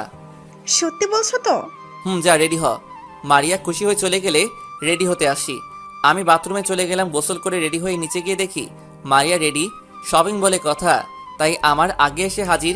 হালকা নাস্তা করে নিলাম আর মারিয়াকে বললাম, টাকা নিছত? মারিয়া বলে কার্ড দিচ্ছে। এখন আম্মুকে বিদায় দিলাম। একটা সিএনজি নিয়ে মার্কেটে চলে আসলাম। মারিয়ার সাথে শপিং কমপ্লেক্সে ঢুকলাম। 1 ঘন্টা ধরে ঘুরছে, বাট কোনো কিছু কিনে নাই মারিয়া নাকি কোনো কিছু ভালোই লাগে না। আমি বললাম, দেখো মারিয়া, আমার আর ভালো লাগে না, তুই যদি এভাবে ঘুরতে থাকিস আমি তোরে রেখে চলে যাব। কিন্তু রাগ হচ্ছে মারিয়া। কি করব, পছন্দ হচ্ছে না তো। তাহলে আম্মুর সাথে শপিং করতে আসবি। এখন চল বাসায়। এই না না না, সত্যি এবার কিনবো। বলে একটা দোকানে গেলাম। দেখতে দেখতে মারিয়া একটা ড্রেস পছন্দ হয়েছে। ওই ড্রেসটা মারিয়া কিনে ফেলে। আমি বললাম, যাক বাবা, তাহলে তুই শেষ পর্যন্ত কিনলি। এখন চল মারিয়া। না, এখন তুইও কিছু কিনবি, তারপর যাব। চল প্যান্টের দোকানে। আমি বললাম না, আমার আছে, এখন চল। বলে মারিয়াকে জোর করে নিয়ে আসলাম বাহিরে। মারিয়া তো সেইভাবে রেগে আছে। আমি চুপচাপ দাঁড়িয়ে আছি। মারিয়া রাগ করে আছে আমি কেন কিছু কিনলাম না। তাই আমি একটা সিএনজি ডাকতে গেলাম। ঠিক তখনই কি হলো মনে নাই। মারিয়া একটা চিল্লানি দিলে আর আমি নিচে শুয়ে পড়লাম। দেখলাম একটা গাড়ি ওপাশে এসে আমাকে ধাক্কা মারে, যার কারণে আমার হাতে সমস্যা হয়। আমি নিচে পড়ে গেলে আমার হাতে ব্যথা পাই। গাড়ির নাম্বারটা মনে রেখে দিছি। মারিয়া দৌড়ে আমার কাছে আসে। সাথে সাথে মানুষের ভিড়টা জমে যায় আর আমাকে একটা গাড়ি করে হাসপাতালে নিয়ে যায়। মারিয়া আব্বুকে কল দিয়ে বলে, ভাইয়া গাড়ির সাথে ধাক্কা খেয়ে এখন হাসপাতাল আছে। সাথে সাথে আব্বু আম্মুকে নিয়ে চলে আসে হাসপাতালে। রুমে আসার আগে থেকে আম্মু কান্না শুরু করে দিলে আম্মু রুমে ঢুকে আমাকে জড়িয়ে ধরে কান্না শুরু করে দিলে আর বলে, বাবা তুই ঠিক আছিস কি না? ঠিক আছি। আব্বু ডিআইজিকে কল দিয়ে বলে, আমার ছেলেকে কারা যেন মারার চেষ্টা করেছে, তোমরা কি করো? বলে চিল্লাচিল্লি শুরু করে দিল। আম্মু গিয়ে মারিয়াকে একটা থাপ্পড় মারে। মারিয়া গালে হাত দিয়ে বসে আছে চুপচাপ। আম্মু, তুমি কেন মারিয়াকে মারছো? মারিয়া আবার কি করছে? মারিয়ার জন্য তো আজ তুই এখানে। মারিয়া যদি তোকে নিয়ে না আসতো তাহলে আজকে তুই হাসপাতালে থাকতি না। ও ও মা, এখানে মারিয়া কি দোষ? এইটা আমার নিয়তি ছিল। মারিয়া, আমার কাছে আয়। কি হলো, গাল ফুলিয়ে দাঁড়িয়ে আছিস কেন? এখানে আয়। মারিয়া আসে আমার কাছে। আমি বললাম, দেখ, মন খারাপ করে থাকিস না বোন, আম্মু তোর দোষ দিচ্ছে। আমি তো জানি তোর দোষ নাই। নিজের ছেলে রাস্তা দেখে চলতে পারে না, মাঝে আবার আরেকজনকে দোষ দিচ্ছে। তখন আব্বু এসে চিল্লাচিল্লি শুরু করে দিল যে এই বলে, আমার এত গাড়ি, টাকা পয়সা কার জন্য কামাই করি? যেই গাড়ি আমার কোনো কাজে আসে না, 3-4 বছর আগে একটা ছেলের জন্য বাপের সাথে সম্পর্ক নষ্ট হয়ে যায়। আমার কি বাপ ডাক শুনতে ইচ্ছা করে না? আজ যদি তুই গাড়ির নিচে পড়ে মরে যেতিস তাহলে আমাদের কি হতো সেটা একবার ভেবে দেখেছিস? না, যখন নিজে একদিন বাপ হবি তখন বুঝবি আমার কি পরিমাণ কষ্ট হয়েছে। আচ্ছা আদি, তুমি কি কেউকে সন্দেহ করো? না পুলিশ আঙ্কেল। কিছু একটা বলো যেটা দিয়ে আমরা তাকে ধরতে পারি। একটা জিনিস আমার মনে আছে, ওইটা দিয়ে ধরতে পারেন। কি সেইটা বলো, আমরা চেষ্টা করব তাড়াতাড়ি যেন খুঁজে পাই। আদির মা, বলে দিলাম আজ থেকে যেন সে নিজের গাড়ি বাদে বের না হয়। তোমার ছেলের মাথাটা ঢুকিয়ে দিও। আদি কি বলছে তুই শুনছিস? চুপ হয়ে আছি। কি শুরু করছো তোমরা? ভাই অসুস্থ আর তোমরা চিল্লাচিল্লি শুরু করছো? কিছুক্ষণ পরে ডাক্তার আসলে এসে বলে, আপনার রোগী বাসায় নিয়ে যেতে পারেন। আম্মু সাথে সাথে আমাকে তুলে নিলে। একদিকে আম্মু, আরেকদিকে আব্বু, আর মারিয়া মাঝখানে। আব্বু আমাকে শক্ত করে ধরে রাখছে আর আম্মু অন্য দিক দিয়ে ধরে রাখছে। আসলে আজ বুঝলাম আব্বু আম্মু যে কি পরিবার ছাড়া বেঁচে থাকা মানে হয় না। আব্বুর উপর যে রাগ ছিল সেই রাগটা আমার কমে গেছে। আমাকে গাড়িতে ওঠানো হলে একপাশে আম্মু, আরেক পাশে মারিয়া আর আব্বু সামনের সিটে। ঠিক মতো রাস্তা পার হতে পারিস না তুই? পারি তো, বাট কখন যে কি হয়ে গেল আমি বুঝে উঠতে পারি নাই। বুঝবে কি করে? বুঝতে হলে চোখ কান খোলা রাখতে হয়। আবারও ভাইয়াকে বকা দিচ্ছ তোমরা? চুপ থাক, বেশি কথা বলিস কেন তুই? কিছুক্ষণ পরে আমি বাসায় চলে আসলাম। আমাকে আমার রুমে দিয়ে আসলে আমি শুয়ে পড়লাম। হঠাৎ করে মনে পড়লো আমার ফোনের কথা। আমি সাথে সাথে মারিয়াকে ডাকলাম আর বললাম আমার ফোন। মারিয়া বলে, আমি জানি না, কই তোমার ফোন? কি, তুই ফোনটা রাখবি না? এত কিছু খেয়াল ছিল না। যা তুই আমার সামনে থেকে যা এখন। রাগের কি আছে, নতুন একটা ফোন কিনে নিলে তাহলেই তো হয়। আমি চুপ করে আছি।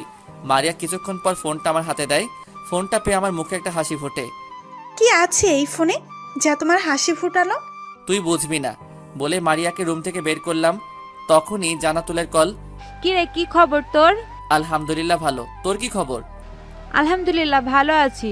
দেখা করতে পারবি আজ? না রে, এখন আর দেখা করা সম্ভব না। আচ্ছা পরে কথা বলি, আম্মু এসেছে বলে কলটা কেটে দিলাম। কি করিস? শুয়ে আছি।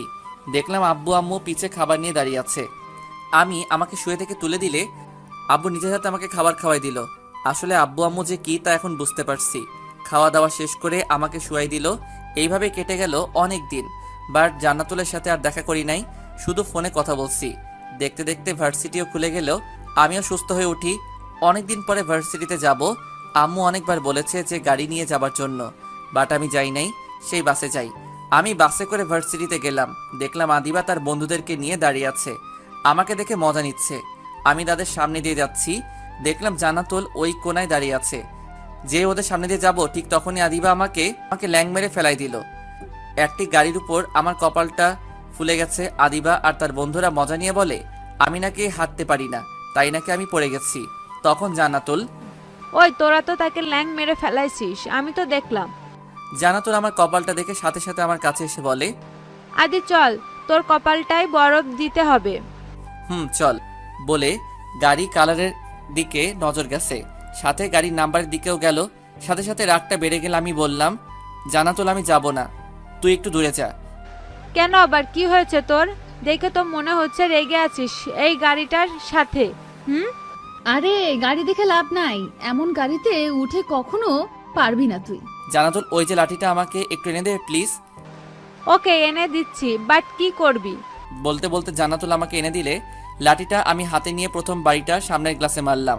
সাথে সাথে আদিবা লাফ দিয়ে উঠলে, এই এই তুই কি পাগল হয়ে গেছস নাকি? ওই ফকিন্নির পোলা, তোকে বেচলেও এই গাড়ির এক চাকাও কিনতে পারবি না। কে শুনে কার কথা? আমি ইচ্ছে মতো গাড়ির কাজ ভাঙছি। জান্নাতুল আমাকে বাধা দিচ্ছে, বাট আমি কারো কথা শুনছি না। কেউ আমার কাছে আসেও না ভয়ে। আদিবা তার আব্বুকে কল দিয়ে সব বলে, আর আমি এই দিক দিয়ে সব কমপ্লিট করে ফেলাইছি। তখন জান্নাতুল বলে, আদি তুই বাসায় চলে যা, আদিবা তার বাবাকে কল দিছে, আমি শিওর আদিবার বাবা পুলিশ নিয়ে আসবে, প্লিজ আদি চলে যা তুই। আরে পুলিশ আসলে আসবে, বাট আমি কোথাও যাব না। আমাকে যদি ধরে নিয়ে যায় যাক, তুই এত টেনশন করিস কেন? করবো না টেনশন, তোর কোনো আইডিয়া আছে গাড়ির দাম কত হবে? 50 লাখ হবে। আমাকে পুলিশ ধরে নিয়ে যাবে তো যাক, দেখি কোন পুলিশ আমাকে ধরে। বলে জান্নাতুলের হাত ধরে আদিবার সামনে দিয়ে চলে আসলাম, আর বেচারি বসে বসে কান্না করছে। জান্নাতুল শুধু চিন্তা করে যাচ্ছে। আমার গাড়ি ভাঙা দেখে সবাই অবাক। কিছুক্ষণ পরে ভার্সিটিতে পুলিশের গাড়ির সাথে একটা ভদ্রলোক ও আদিবা দৌড়ে গিয়ে ভদ্রলোককে আমাকে দেখিয়ে দিল। লোকটা আমার কাছে এসে আমার গালে 2টা চড় মেরে বলে, তুমি জানো এই গাড়িটা আমার মেয়ের খুব পছন্দ গাড়ি ছিল, কিছুদিন আগে শোরুম থেকে কিনে দিলাম, আর তুই সেই গাড়িটা নষ্ট করে দিলি। বলে আমার কলারটা ধরে নিয়ে গেছে পুলিশের কাছে। কিরে তুই মাস্তানি শুরু করছো? আজ বুঝতে পারবে মাস্তানির ফল কি হয়। স্যার আদির কোনো দোষ নাই, আদিবা তো আদিকে ল্যাং মেরে ফেলায়, আর আদির কপালটা ফুলে যায়, তাই রাগের বসে সে এইটা করে বসে। ওই মেয়ে যাও, এখান থেকে যাও। বলে জান্নাতুল করে পাঠিয়ে দিলে আর আমাকে বলে, তোর বাড়ির নাম্বারটা দে, কল দেই। বাড়ির নাম্বার দিয়ে কি হবে বলেন? আমি যা করছি তা ঠিক কাজটাই করছি অফিসার। চুপ কর। সাথে ভদ্রলোকটা বলল, কি এমন করেছে ছোট লোকটা? আমার মেয়ের শখের জিনিসটা নষ্ট করে দিছিস, তাকে নিয়ে চলেন। কি হলো, দে নাম্বার। আমি কিছু না বলে আমার ফোনটা বের করে ডিআইজি আঙ্কেলকে কল দিয়ে পুলিশ অফিসারের কাছে দিলাম। তখন পুলিশ অফিসার, ওই তুই কে রে? তাড়াতাড়ি করে গাড়ির জরিমানা নিয়ে ভার্সিটিতে চলে আয়, আর না হয় তোদের সবাইকে ধরে নিয়ে এমন মামলা দিব আর কখনো বের হতে পারবি না। ওই তুমি কে? আমি ডিআইজি বলছি। তুমি কোন থানার পুলিশ অফিসার? পুলিশের হাত থেকে ফোনটা পড়ে যাচ্ছে, মাটিতে পড়ার আগে ফোনটা আমি ধরে নিলাম, আর আমি ডিআইজি স্যারের সাথে কথা বলছি। ডিআইজি বলে, কি নাম অফিসারের? আমি নামটা দেখতে যাব, তখন দেখি হাত দিয়ে নামটা আড়াল করে ফেলায় আর বলে চোখে ইশারায় সরি। আমি ডিআইজি আঙ্কেলের সাথে কথা বলে ফোনটা রাখলাম।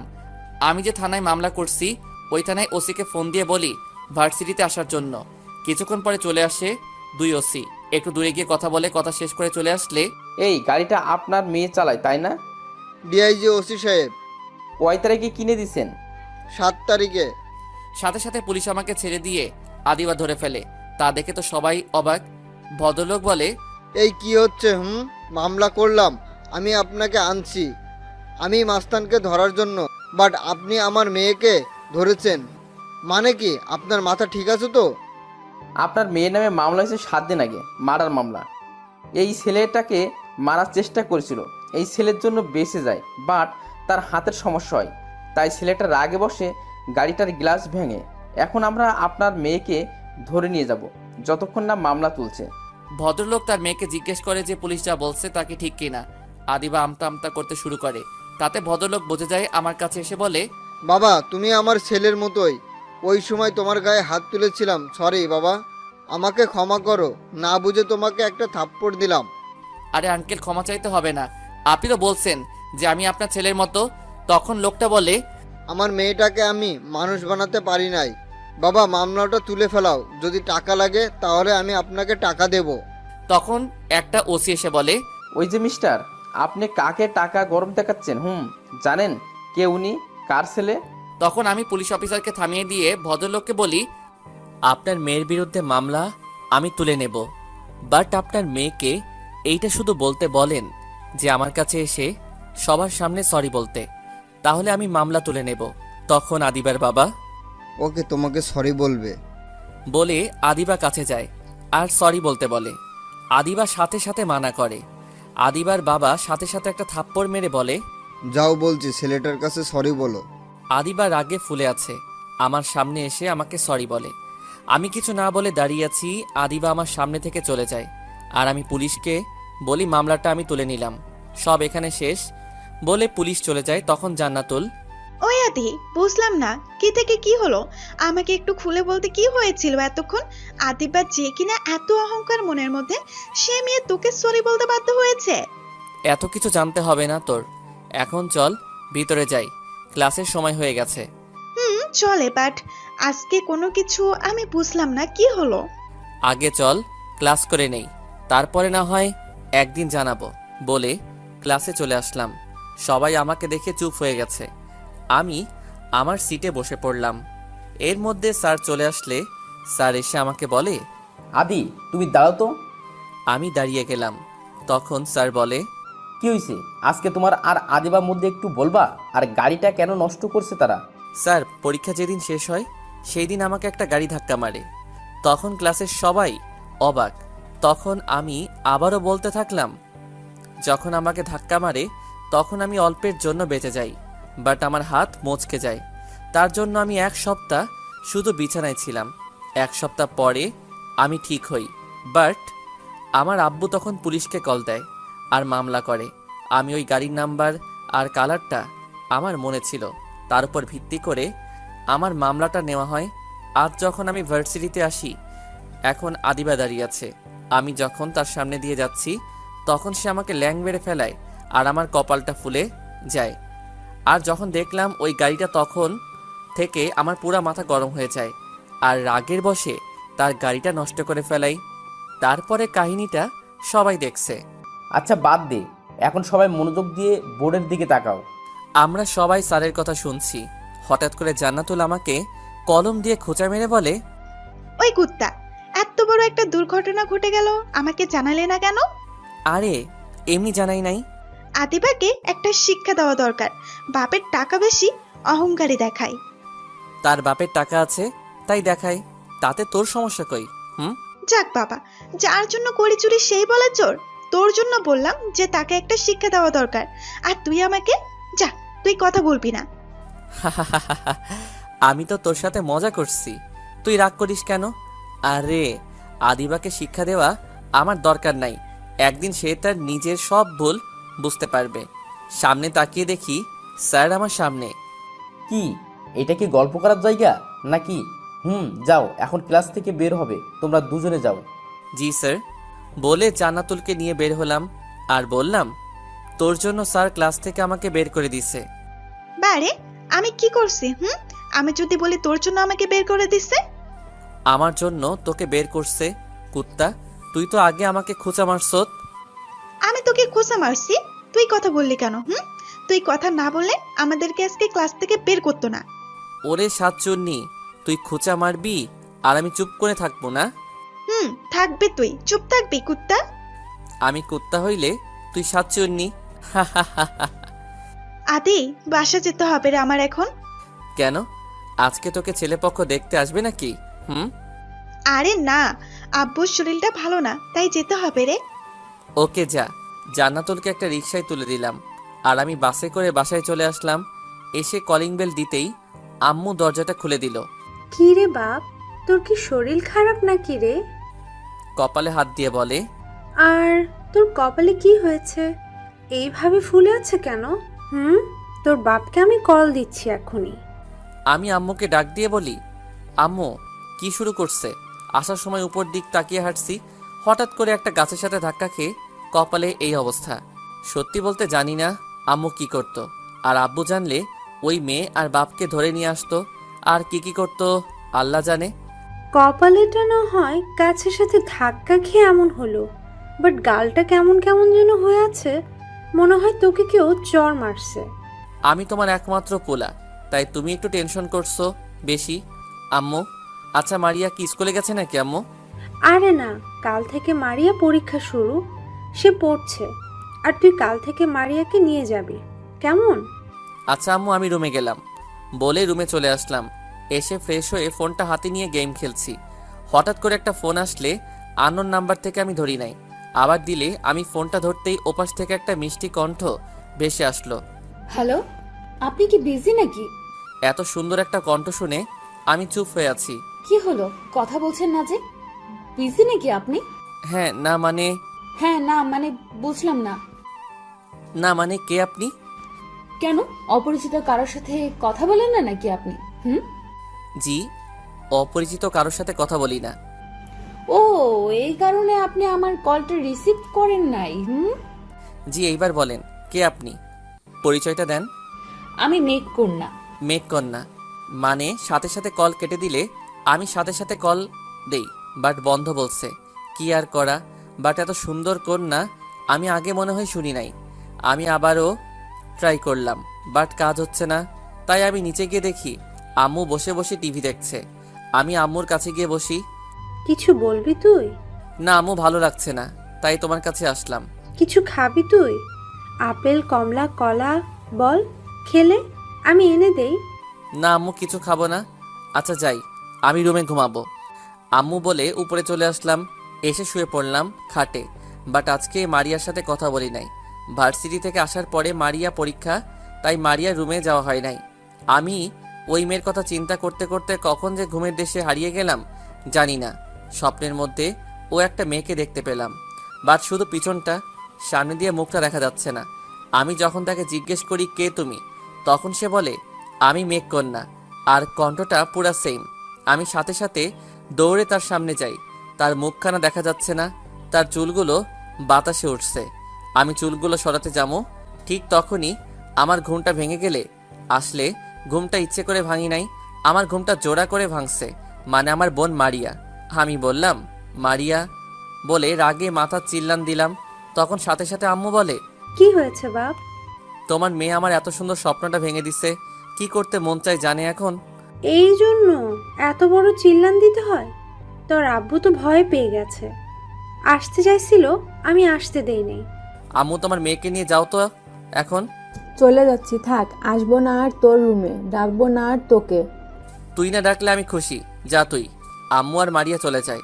আমি আবারও শুয়ে পড়লাম, দেখি স্বপ্নটা দেখতে পাই কিনা। বাট শুয়ে আছি, কিন্তু ঘুম তো আর আসে না। এই পাশ ওই পাশ করছি, বাট ঘুম আসে না।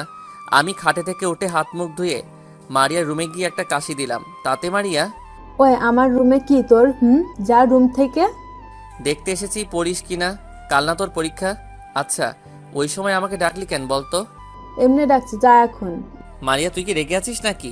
প্লিজ রাগ করিস না, ওই সময় মাথাটা ঠিক ছিল না। এখন বল কেন ডাকছিলি? ভাইয়া, ফুচকা আর ঝালমুড়ি খাবো। আচ্ছা তুই পর, আমি তোর জন্য নিয়ে আসবো, ওকে? এই বলে আমি বাসার বাইরে গেলাম। একটা ফুচকার দোকানে গিয়ে 2টা ফুচকা বেশি করে ঝাল দিয়ে প্রসেস করে দেন। তারপরে একটা ঝালমুড়ি নিলাম। ওইগুলো নিয়ে আমি বাসায় আসলাম। সোজা মারিয়ার রুমে গেলাম, আর মারিয়াকে দিতেই মারিয়া অনেক খুশি হয়। আমি এইগুলো দিয়ে সোজা ছাদে চলে গেলাম। বিকালটা অনেক সুন্দর, যা ছাদে না উঠলে বোঝা যায় না। হঠাৎ করে আমার ফোন বাজতে শুরু করলে দেখলাম জান্নাতুল কল দিছে। রিসিভ করলাম। কিরে কুত্তা, একটা কল দিলি না সারাদিনে? মাত্র ঘুম থেকে উঠলাম। তুই এত ঘুমাস কেন রে? কি করব, ঘুম বাবা তো আমাকে ছাড়ে না। আচ্ছা তুই বাসা থেকে বের হ আদি। না, বাসা থেকে বের হতে পারবো না, একটু কাজ আছে। না মানে আজকে আকাশের সাথে দেখা করতে যাবো, তাই বললাম। কি? এক কাজ কর, তুই কালকে দেখা কর, কালকে যাবো। না রে, সে এসে বসে আছে, আমাকে যেতে হবে। আচ্ছা যা, বাট কোনো সমস্যা হলে আমাকে বলিস, কেমন? বলবো। ওকে বলে কেটে দিলাম। তখন একটা কল আসে আননোন নাম্বার থেকে। আমি রিসিভ করে হ্যালো বললাম। ওপাশ থেকে একটা মধুর কণ্ঠ ভেসে আসছে। আমাকে চিনছেন? চিনছি, মেঘকন্যা। বাট কি করে চিনলেন আপনি? এত সুন্দর মধুর মতো কণ্ঠ যার একবার শুনলে আর ভোলার মতো না, সেই কণ্ঠটা কি করে ভুলবো আমি? ও মা, তাই নাকি? আচ্ছা তোমার নামটা কি একটু বলবা মেঘকন্যা? বললাম তো আমি মেঘকন্যা। আপনি কি আমাকে চিনেন? সেটা বলা যাবে না। তোমার বাসা কোথায় মেঘকন্যা? আমার বাসা মেঘের রাজ্য। ফাইজলামি করেন না। ফাইজলামি কেন করব? আসবেন মেঘের রাজ্যে। মেঘকন্যা, তোমার হাসিতে পাগল হয়ে গেলাম। কি করেন আপনি? কেন? আপনি বলেন আমি কি করছি। আমি কি করে বলবো আপনি কি করেন? কেন? তুমি না মেঘকন্যা? কেন মেঘকন্যা হয়েছে বলে কি সব জানি নাকি? আচ্ছা বাই। এই না শোনো। বলেন। মেঘকন্যা কি আমাকে চিনে কিনা এখন বলে নাই, সেই উত্তরটা আমি জানতে চাই। Okay bye. এই শুনো, কেটে দিলে আমি আবার কল দিলাম, বাট বন্ধ বলছে। কি আর করার, নিচে আসলাম। এসে আম্মুকে বললাম যে কিছু খেতে দিতে। আম্মু আমাকে খাবার বেড়ে দিলে আর বলে, ওই সময়তে তোকে আমি অনেক ডাকছি, তুই তো খেতে এলি না। আর বলি খাবি না, এখন এলি খেতে, সব খাবার ঠান্ডা হয়ে গেছে। আম্মু খেতে আসলাম। আর তুমি কতগুলো কথা শোনালে, ওকে খামো না। তখন আব্বু আসলে, কি হচ্ছে এখানে? আর আদি তুই এখন কেন খাবার খাচ্ছিস? এখন ক্ষুধা লাগছে তাই খাচ্ছি। খাও। আচ্ছা, কালকে একটু অফিসে যেতে পারবি তুই? না, কাল থেকে আদি মারিয়াকে নিয়ে স্কুলে যাবে। মারিয়া এসএসসি পরীক্ষা, তোমার অফিস তুমি সামলাও। ওকে, তাহলে তুই নিয়ে যাস। আর হ্যাঁ, গাড়ি ছাড়া কিন্তু বের হবি না, গাড়ি নিয়ে বের হবি। আমি কিছু বললাম না, কারণ আব্বুর সাথে একটু একটু কথা বলি। আমার অ্যাক্সিডেন্টের পর থেকে আমি চুপচাপ খেয়ে উপরে চলে আসলাম। এসে শুয়ে শুয়ে ফোন টিপছি, তখনই জান্নাতুল কল দিল। আদি, বলো। আদি, আকাশ না আমাকে প্রপোজ করছে আজকে।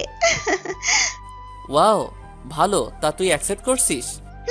করছে। তোকে তো আসতে বললাম, তুই আসলি না। তুই আসলে ভালো হতো। আজকে আমার কাজ ছিল তাই আসতে পারি নাই রে। তবে তোর বফকে আমি দেখবো রে। এখন একটু বিজি আছি, পরে কথা বলবো বলে রেখে দিলাম। আমি মারিয়া রুমে গিয়ে দেখি মারিয়া পড়ছে।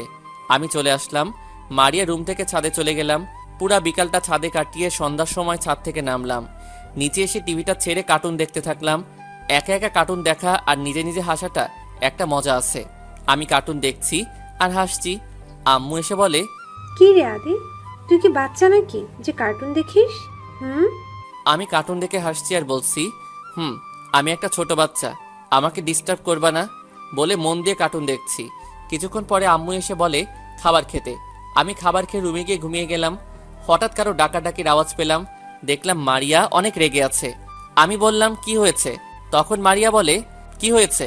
তখন মারিয়া বলে, কয়টা বাজে জানিস? 8:20 বাজে। তোকে ডাকতে ডাকতে আমার সব পড়া ভুলে গেছে কুত্তা। তুই ওঠ তাড়াতাড়ি। কি বলিস? এত তাড়াতাড়ি সকাল হয়ে গেছে? ঘুম ঘুম ভাব নিয়ে বললাম, সারা রাত কি করিস? আমি সারা রাত পড়েও তোমার সামনে হাজির। আর তুমি ভাইয়া সারা রাত ঘুমিয়ে কাটিয়েও বলো এত তাড়াতাড়ি রাত শেষ। তুমি উঠবা নাকি আমি পানি এনে ঢেলে দেবো? এই না না, আমি উঠছি, তুই নাস্তা কর। আমি নাস্তা কখন করে ফেলাইছি আর তোকে ভাইয়া ডাকতে ডাকতে আমার মাথা ব্যথা করছে। লক্ষ্মী বোন, রাগ করিস না, 2 মিনিট সময় বলে এক দৌড়ে বাথরুমে দাঁত ব্রাশটা ও করতে পারি নাই, শুধু কোনো মতো গোসলটা করছি। বাথরুম থেকে বের হয়ে শার্ট আর প্যান্টটা পরে নিচে গিয়ে হালকা কিছু খেয়ে মারিয়াকে নিয়ে বের হলাম। আদি গাড়ি নিয়ে বের হয় বাপ, মারিয়া বাসে করে যেতে পারবে না, আর বাসে করে যেতে গেলে তার অনেক দেরি হয়ে যাবে বাপ। আম্মুর কথাও সত্যি, মারিয়া বাসে চড়তে পারে না, আবার বাসে গেলে অনেকক্ষণ দেরি হবে, সমস্যায় পড়তে পারি। তাই আম্মুর কথা মতো আজ অনেক দিন পরে আব্বুর গাড়িতে উঠলাম। আমি ড্রাইভ করতে পারি তাই আমি নিজে গাড়ি চালাতে শুরু করলাম। তখন মারিয়া বলে, ভাইয়া আমি সামনে আসি। সামনে আসবি তো আয় বলে মারিয়াকে সামনে বসালাম। তখন আম্মু বলে, বাবা আদি আস্তে আস্তে করে চালাস, সাবধানে চালাবি কিন্তু বাবা। ওকে আম্মু, বিদায় বলে গাড়ি নিয়ে চলে আসলাম। আমি গাড়ি চালাচ্ছি আর মারিয়া রেস্ট নিচ্ছে। কিছুক্ষণ পরে মারিয়া স্কুলে চলে আসলাম। গাড়িটা সাইড করে মারিয়াকে বললাম, ওই মারিয়া, চলে এসেছি তোর স্কুলে, নাম। নামছি। আমিও মারিয়ার সাথে নামলাম। তখন মারিয়া বলে, তুমি কেন নামছো? তোমাকে ভিতরে যেতে হবে না। কেন? আমি গেলে কি হবে? তোর সিটটা খুঁজে বের করে দেব। আরে ভাইয়া তুমি বুঝতে পারছো না কেন বলছি? তার থেকে ভালো তুমি গাড়ির মধ্যেই ঘুমাও। ধ্যাত, চল তো বলে আমি মারিয়ার সাথে স্কুলের ভিতরে ঢুকতেই সব মেয়েরা আমার দিকে হা করে তাকিয়ে আছে। আমি মারিয়াকে বললাম, কি রে, সবাই আমার দিকে এমন করে তাকিয়ে আছে কেন? তখন মারিয়া বলে, আগে মানা করছি স্কুলের ভিতরে আসার দরকার নাই। ওই দিন যে একটা বাজে ছেলে মানে সভাপতির ছেলেকে তুমি মারছো আর তারপরে বাপ বেটাকে পুলিশে ধরিয়ে দিছো, সেই দিন থেকে স্কুলের সব মেয়েরা তোমার উপর ক্রাশ খাইছে। ভাই এই জন্যই বলছি স্কুলের ভিতরে না আসার জন্য তোমায়। কি তুই আমাকে আগে বলবি না? বলার সময় দিচ্ছ কই তুমি? এখন কি করবা? ভিতরে যখন এসেছি তখন চল তোর সিটটা দেখে যাই বলে মারিয়ার সাথে ভিতরে গেলাম আর মারিয়ার সিট খুঁজে পেলাম। মারিয়াকে রেখে আমি বাইরে চলে আসলাম। এসে গাড়ির ভিতর বসে পড়লাম। তখন জান্নাতুল কল দিল। ওই ওই কই তুই? ভার্সিটিতে কখন আসবি তুই? আছি একটা কাজে, তবে ভার্সিটিতে যাব না। কেন রে, কি কাজ করছিস তুই? আরে আজকে থেকে আমার ছোট বোনের পরীক্ষা, তাই আমি আজকে থেকে ভার্সিটিতে যাব না। ও আচ্ছা, ওকে রাখি ফোন। ওকে বলে কলটা কেটে দিলাম। এর মধ্যে মেঘকন্যা কল দিলে আমি রিসিভ করলাম। কেমন আছেন আপনি? আলহামদুলিল্লাহ ভালো। আপনি কেমন আছেন? আলহামদুলিল্লাহ ভালো। কি করেন? কিছু করি না তো, বসে আছি। আপনি কি করেন? সেম, বাট আপনি ভার্সিটিতে আসেন নাই। সত্যি করে বলেন তো কে আপনি? আমি মেঘের রাজ্যের রানী। ফাইজলামি করার সময় নাই, বলেন কে আপনি? কেন, পরিচয়টা জানা কি জরুরি নাকি? না, তবে জানাটা প্রয়োজন। আমি পরিচয়টা জানাতে চাই না। ওকে, বাই। এই শুনেন শুনেন, লাইন কাটবেন না। বলেন, কি বলবেন? লাইন কাটবেন না, আর পরিচয়টা আপনি না দিলে আমি জানতে চাইবো না। প্লিজ লাইনটা কাটবেন না। ঠিক তো, পরে আবার ভুলে যাবেন না তো? আমি ভুলে যাব না। আচ্ছা, আপনি লাইনটা কেটে আবার সিমটা বন্ধ করে দেন কেন? কারণ ফোনটা আম্মুর। আমার ফোনটা একটু সমস্যা হয়েছে। ফোনটা ঠিক করার জন্য মেকারের কাছে দিছি। কিছুদিনের ভেতরে ঠিক হয়ে যাবে। ও আচ্ছা, কে কে আছে আপনাদের পরিবারে? সবাই আছে। তোমার পরিবারে কে কে আছে? আমারও সবাই আছে। ওকে, আজকের জন্য বাই। বাই। বলে ফোনটা কেটে দিলে আমার একটু ক্ষুধা লাগছে, তাই একটা দোকানে গিয়ে কিছু খেয়ে নিলাম আর একটা চা নিয়ে গাড়ির কাছে চলে আসলাম। এসে চা খাচ্ছি, হঠাৎ করে একটা গাড়ি একটা গাছের সাথে ধাক্কা খেয়ে গাড়ির অবস্থা খারাপ হয়ে যায়। আমি সাথে সাথে গাড়ির কাছে গেলাম, বাট ওইখানে অনেক লোক হয়ে গেছে। মানুষের জন্য ওই জায়গায় যাওয়া যাচ্ছে না। আমি ঠেলাঠেলি করে গাড়ির কাছে গেলাম, গিয়ে গাড়ির দরজাটা খোলার চেষ্টা করলাম, খুলতে পারছি না, তাই বাধ্য হয়ে গাড়ির গ্লাসটা ভেঙে ফেললাম। জানালা দিয়ে ভিতরে গেলাম আর দরজাটা খুলে ড্রাইভারদের কাছে যাই। গিয়ে দেখি, এই কি এত হলো আদিবা? আমি আদিবাকে তাড়াতাড়ি করে গাড়ি থেকে বের করলাম আর আমার গাড়িতে তুললাম। আমি গাড়ি নিয়ে সোজা হাসপাতালে নিয়ে ইমার্জেন্সিতে ভর্তি করিয়ে দিলাম। আদিবার মাথা ফেটে গেছে আর রক্ত বের হচ্ছে। ডাক্তার তাকে ব্যান্ডেজ করে দিছে আর স্যালাইন লাগিয়ে দিছে। তখন ডাক্তার আমাকে ডেকে বলে, রোগী আপনার কি হয়? আমার ফ্রেন্ড হয়। আপনার ফ্রেন্ডের রক্ত প্রয়োজন, অনেক রক্ত বের হয়েছে, তাই সে এখন অনেক দুর্বল। এ পজিটিভ রক্ত লাগবে, তাহলে সে তাড়াতাড়ি সুস্থ হবে। ডাক্তার আমার এ পজিটিভ, আমি রক্ত দিচ্ছি বলে ডাক্তারের সাথে চলে গেলাম। এইখানে আপনি শুয়ে পড়েন। আমি শুয়ে পড়লাম, সাথে সাথে আমার হাতে একটা সুই ঢুকালে আর তারা আমার রক্তটাকে পরীক্ষা করে নিয়ে আসলে আর আমার থেকে রক্ত নিলে। এর মধ্যে আদিবার বাবা আর মা চলে আসলো। বাবা, আমার মেয়ে কি হয়েছে? আপনার মেয়ে গাড়ি অ্যাক্সিডেন্ট করছে আর মাথা ফেটে রক্ত বের হচ্ছে। ডাক্তার স্যালাইন আর মাথা ব্যান্ডেজ করে দিছে। রক্তের প্রয়োজন ছিল, সেইটা আমি দিয়ে দিছি। ধন্যবাদ বাবা তোমাকে। তোমার এই ঋণ আমরা কোনোদিনও শোধ করতে পারবো না বাবা। আরে আঙ্কেল, কি যে বলেন না আপনি! এর মধ্যে রক্ত নেওয়া শেষ। আমি আঙ্কেল আন্টিকে কথা বলার সুযোগ না দিয়ে তাদের থেকে বিদায় নিয়ে চলে আসলাম, কারণ কিছুক্ষণ পরে মারিয়ার পরীক্ষা শেষ হবে। তাই আমি তাড়াতাড়ি করে চলে গেলাম গাড়িতে। গাড়ি ভিতরে অবস্থা খারাপ, কারণ গাড়ির সিটে রক্ত লেগে আছে। আমি তাড়াতাড়ি করে সিটের রক্ত পরিষ্কার করতে থাকলাম। অনেক কষ্টে কিছুটা পরিষ্কার করছি, বাট রক্তটা শুকিয়ে গেছে। আমি তাড়াতাড়ি করে মারিয়ার স্কুলের সামনে চলে গেলাম। কিছুক্ষণ পরে মারিয়ার পরীক্ষা শেষ। অনেকে বের হচ্ছে, বাট মারিয়াকে দেখা যাচ্ছে না। সবার লাস্টে মারিয়া বের হলো। আমি গাড়ির দরজা খুলে দিলাম। মারিয়া গাড়ির ভিতরে ঢুকে বলে, হ্যাঁ, গাড়ির ভিতরে রক্তের দাগ আসলো কোথা থেকে? তোমার কি কিছু হয়েছে নাকি ভাইয়া? আরে না, আমার কি হবে, আমার কিছু হয় নাই। তাহলে রক্ত কোথা থেকে আসলো ভাইয়া? সত্যি করে বলো ভাইয়া, কি হয়েছে তোমার? আরে পাগলি, আমার কিছু হয় নাই। একটা গাড়ি অ্যাক্সিডেন্ট হয় আর আমি গাড়ি ড্রাইভারকে নিয়ে হাসপাতালে নিয়ে যাই আর সিটের মধ্যে রক্ত লেগে যায়। তোমার সামনে কি সব ঘটনা ঘটে? তুমি কেন নিয়ে যেতে গেলা? তো কি হয়েছে, আমি নিয়ে গেছি বলে? কিছু হয় না, এখন চলো বাসায়। চলে বলে গাড়িতে উঠে মারিয়া আমি গাড়ি নিয়ে সোজা বাসায় চলে আসলাম। মারিয়া গাড়ি থেকে নেমে বাসার ভিতরে ঢুকে গেলে আর আমি গাড়ি পার্কিং করে চলে আসলাম বাসার ভিতরে। গেলাম, তখন আম্মু বলে, আদি কি হয়েছে রে আজকে মারিয়া স্কুলের সামনে? কিছু হয় নাই আম্মু, ক্ষুধা লাগছে, খাবার খাবো আম্মু। আচ্ছা যা, রুমে গিয়ে ফ্রেশ হয়ে আয়। আমি খাবার টেবিলে সাজিয়ে রাখছি, কেমন? আম্মু বলে চলে আসলাম। রুমে গিয়ে বাথরুমে চলে গেলাম। গিয়ে ঠান্ডা পানি দিয়ে গোসল করে ফ্রেশ হয়ে নিচে গিয়ে দেখি মারিয়া আসে নাই। আমি আম্মুকে বললাম, মারিয়া কই? মারিয়া তো রুমে, এখনো আসে নাই। গিয়ে দেখ কি করে মারিয়া। ওকে, আমি নিয়ে আসছি বলে মারিয়ার রুমে চলে গেলাম। গিয়ে দেখি মারিয়া ফ্রেশ হয়ে বসে আছে। আমি বললাম, চলো নিচে, আম্মু খাবার বেড়ে বসে আছে। ওকে চলো। আমরা দুইজন একসাথে নিচে গেলাম। গিয়ে দেখি আম্মু বসে আছে আমাদের জন্য খাবার নিয়ে। আমি আম্মুর এক পাশে আর মারিয়া আম্মু আরেক পাশে বসে পড়লে আম্মু আমাদেরকে খাবার বেড়ে দিল। আমি আর মারিয়া খাবার খাচ্ছি, হঠাৎ করে আমার ফোন বাজতে থাকলে আমি তাড়াতাড়ি করে খাবার খেতে থাকলাম। তখন মারিয়া বলে, আম্মু কিছুদিন থেকে দেখছি ভাইয়ার ফোনে একটু বেশি কল আসছে। তোর বেশি পাকনামি করতে হবে না, তুই খাবার খেয়ে পড়তে বস যা। সেটা তোমাকে বলতে হবে না, আমি নিচ থেকে পড়তে বসবো। তুই বেশি কথা বলিস, তোরে তাড়াতাড়ি করে বিয়ে দিতে হবে, আব্বুকে বলতে হবে। কুত্তা বানার আম্মু তোমার পোলাকে চুপ করতে বলবে নাকি তোমার পোলার মাথায় প্লেট ফেলাবো? ফেলায় দেখ না একবার আমি কি করি তোর। চুপ করবি তোরা? তোদেরকে নিয়ে আমি আর পারছি না। আমি চুপ হয়ে গেলাম, সাথে মারিয়াও। আমি তাড়াতাড়ি করে খেয়ে উপরে চলে আসলাম। এসে দেখি জানাতুল কল দিছে। আমি ভাবছিলাম মেঘকন্যা কল দিছে, তাই আরই তাড়াতাড়ি করে আসলাম জানাতুলকে কল নিমো।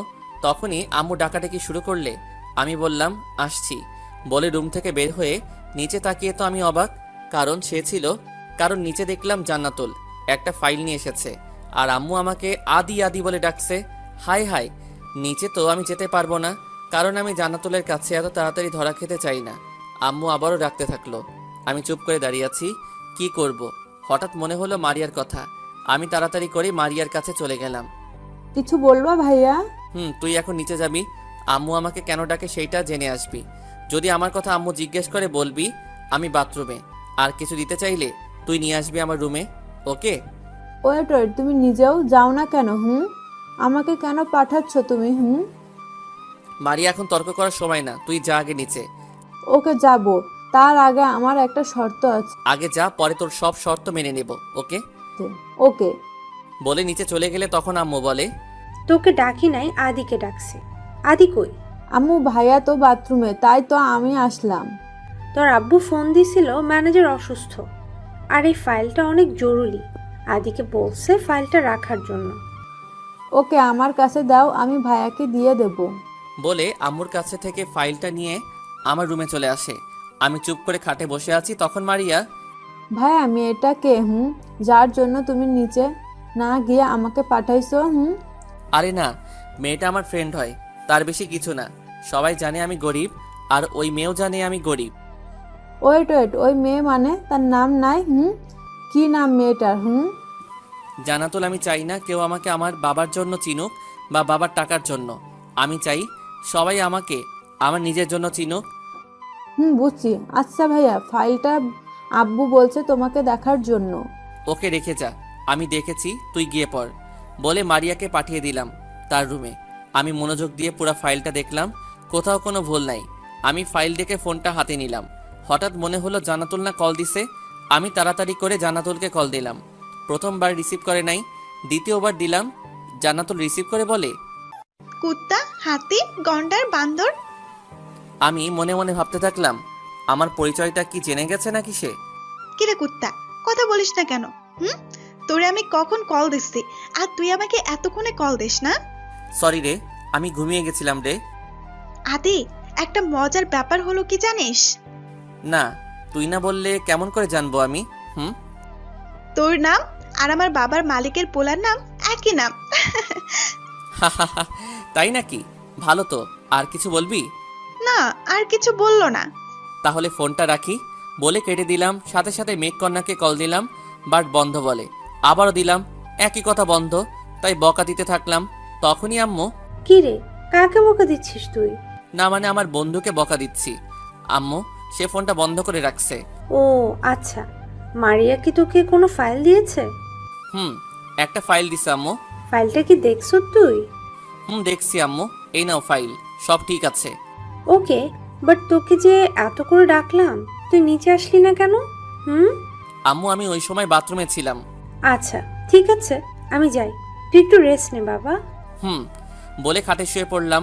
আম্মু চলে গেল আর আমি ঘুমানোর চেষ্টা করলাম। ঘুম তো আসছে না, কি করব তাই ছাদে চলে গেলাম। গিয়ে একটা কোনায় দাঁড়ালাম। দেখলাম অন্য পাশের ছাদে একটা বাচ্চা দাঁড়িয়ে আছে, দেখতে অনেক কিউট। আমি বাচ্চার দিকে তাকিয়ে আছি, তখন বাচ্চা বলে, এইভাবে তাকিয়ে আছেন কেন? তোমাকে দেখতে পরীর মতো লাগে, তাই তোমার দিকে তাকিয়ে আছি। আমার দিকে হ্যাঁ করে তাকিয়ে থাকলে আমার লজ্জা করে না বুঝি? আমি পিচ্চি বাচ্চার কথা শুনে রীতিমতো অবাক। আচ্ছা তুমি চকলেট খাবে? লাভ নাই, আমার আপুর বয়ফ্রেন্ড আছে। আমি আর কিছু না বলে সোজা ছাদ থেকে নেমে গেলাম। দেখতে দেখতে সন্ধ্যা হয়ে গেলে আম্মু ডাকতে থাকলে আমি বললাম, কি কিছু বলবা? কিছু খাবি? না, এখন কিছু খাবো না বলে রুমে চলে গেলাম। আমিও একটু পড়লাম। অনেকক্ষণ পরে আম্মু ডাকলে খাবার খেতে আমি মারিয়ার রুমে গিয়ে মারিয়াকে নিয়ে নিচে গেলাম। দেখলাম আম্মু বসে আছে খাবার নিয়ে।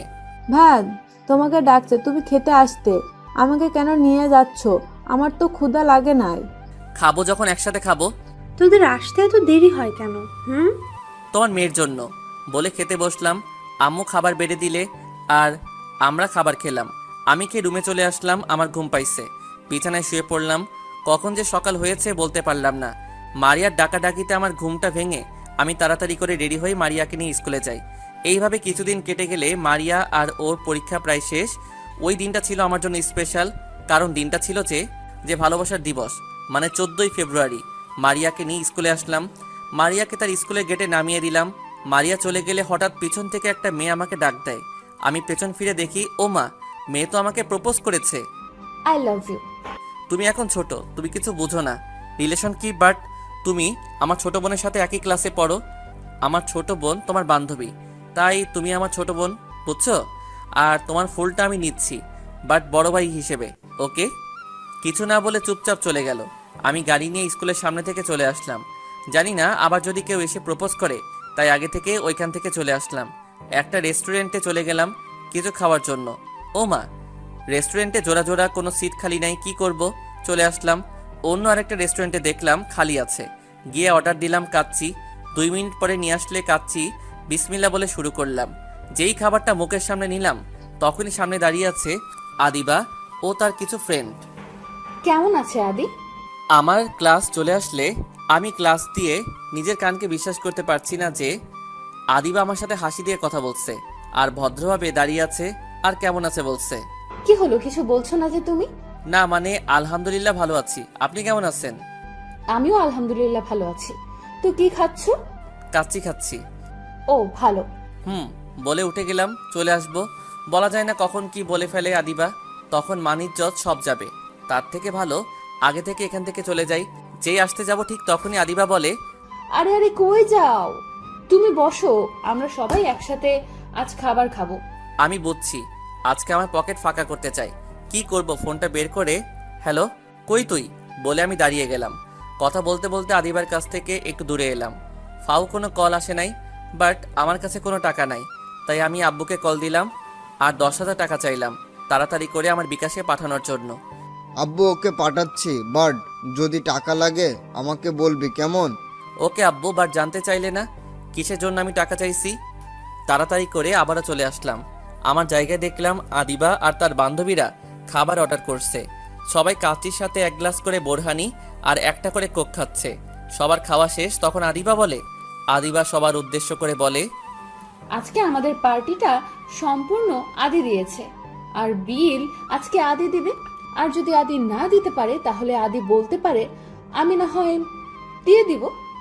সবাই সবার সাথে কথা বলছে। একজন বলে আমি দিতে পারবো না, আরেকজন বলে আমি দিতে পারবো। এর মধ্যে ওয়েটার চলে আসলে বিল আসলে 5,000। 7 জন বান্ধবী মিলে তখন আদিবা বলে, কি মিস্টার আদি, ক্ষমতা আছে নাকি তোমার? জি ম্যাডাম আমার আছে। আপনারা চলে যান, আমি বিল দিব। ওকে ওকে, বাট তুমি দাও, আমরা দেখি। শালি আমাকে অপমান করতে চাস না?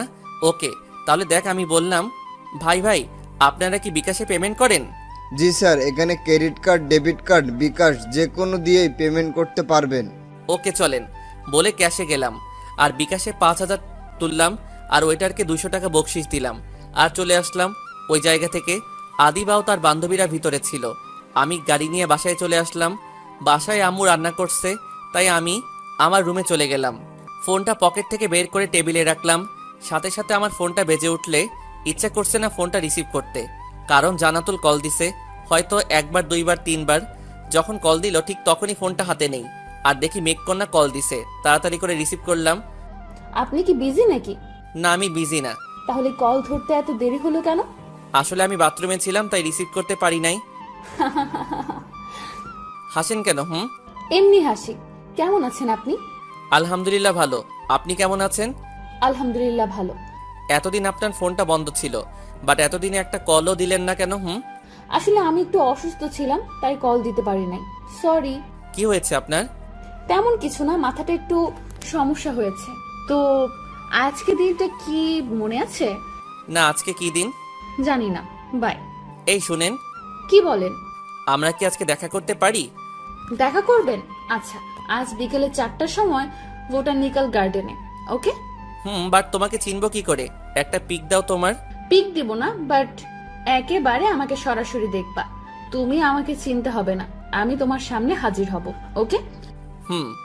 তাহলে আমি এখন ফোনটা রাখি। সাথে সাথে কলটা কেটে দিলে টাইমটা দেখলাম মারিয়ার পরীক্ষা শেষ হবে 20 মিনিট পরে, তাই আমি তাড়াতাড়ি করে গাড়ি নিয়ে বের হলাম।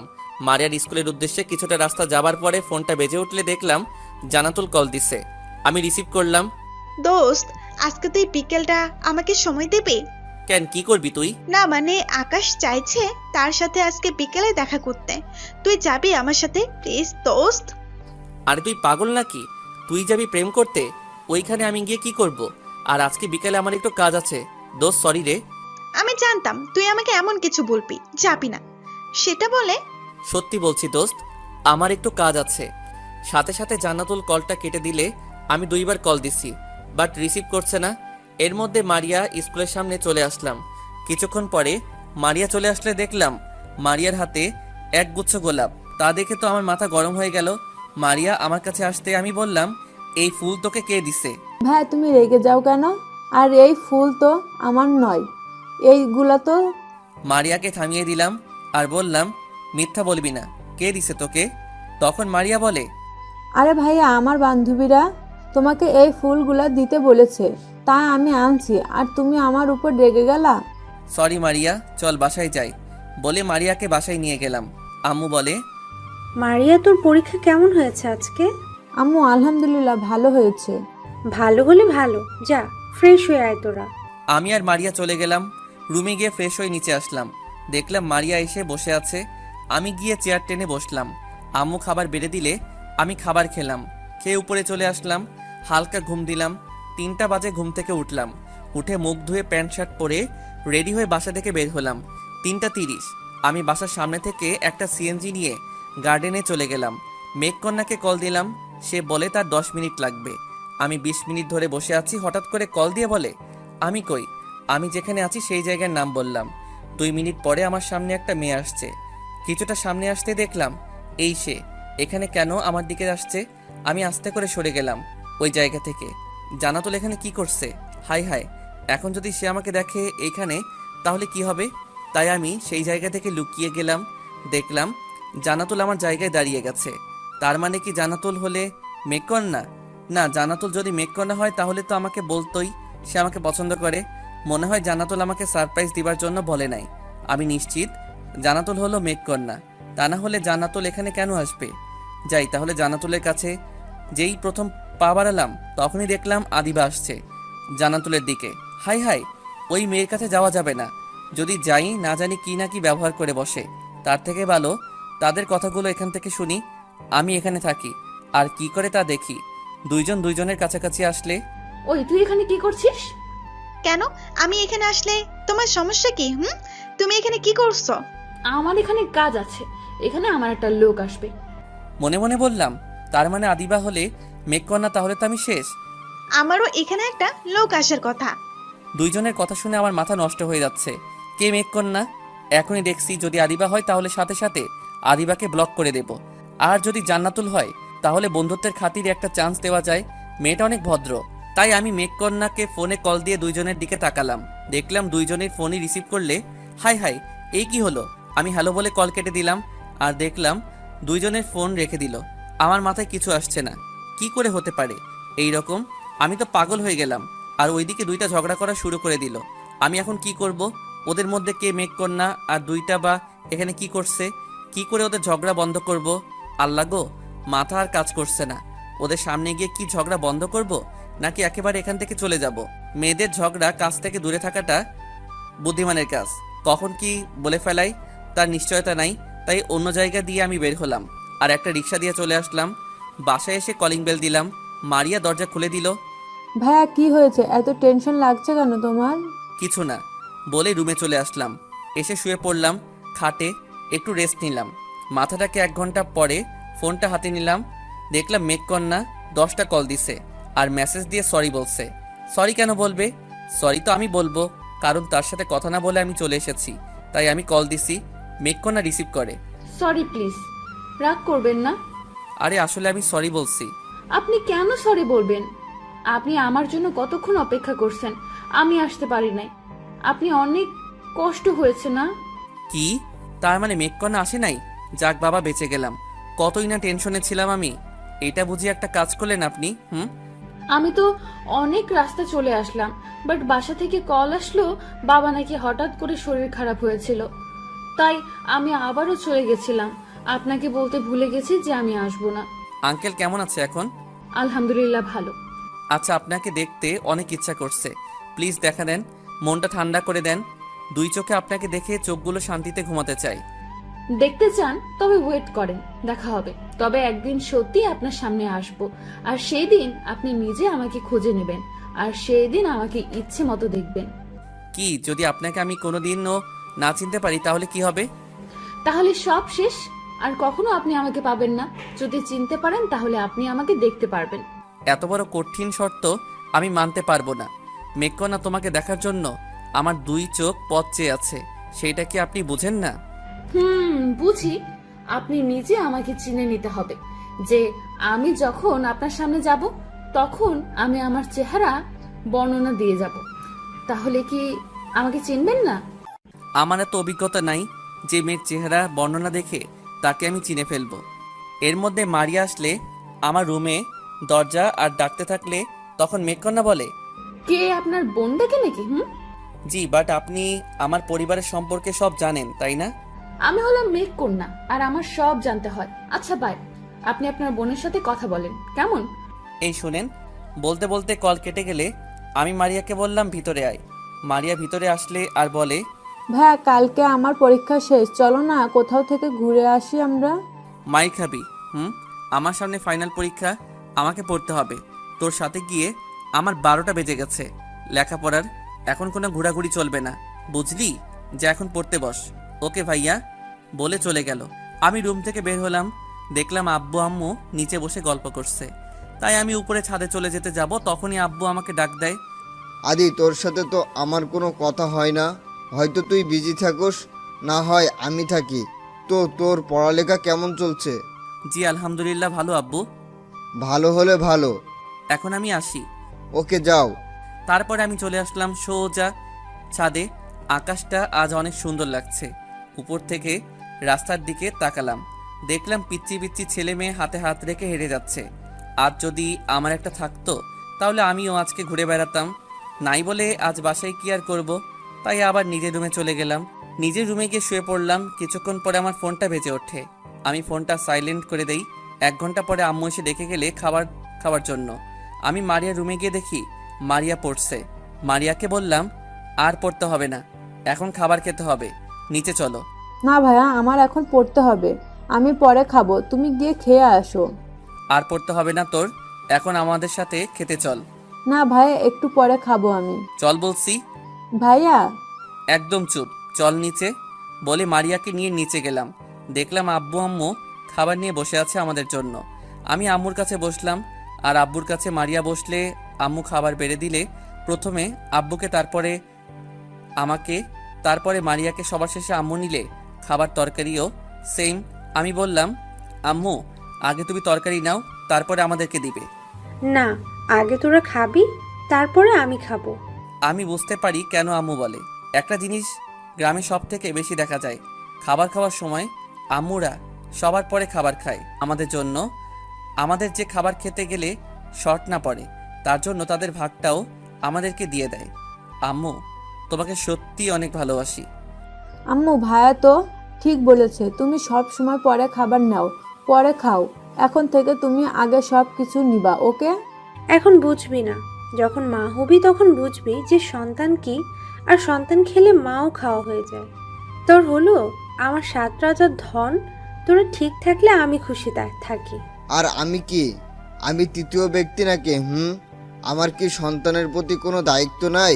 সব কি মা আর আমি কিছুই না? না আব্বু, একটা সংসারে বটগাছটা কিন্তু বাবা হয়।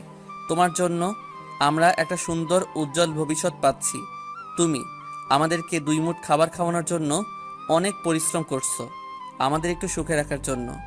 তোমার শরীরে অনেক ঘাম জড়াচ্ছে, তোমার এই ঘামের ঋণটাও আমরা শোধ করতে পারবো না বাবা। তোমাকে যে অনেক ভালোবাসি বাবা।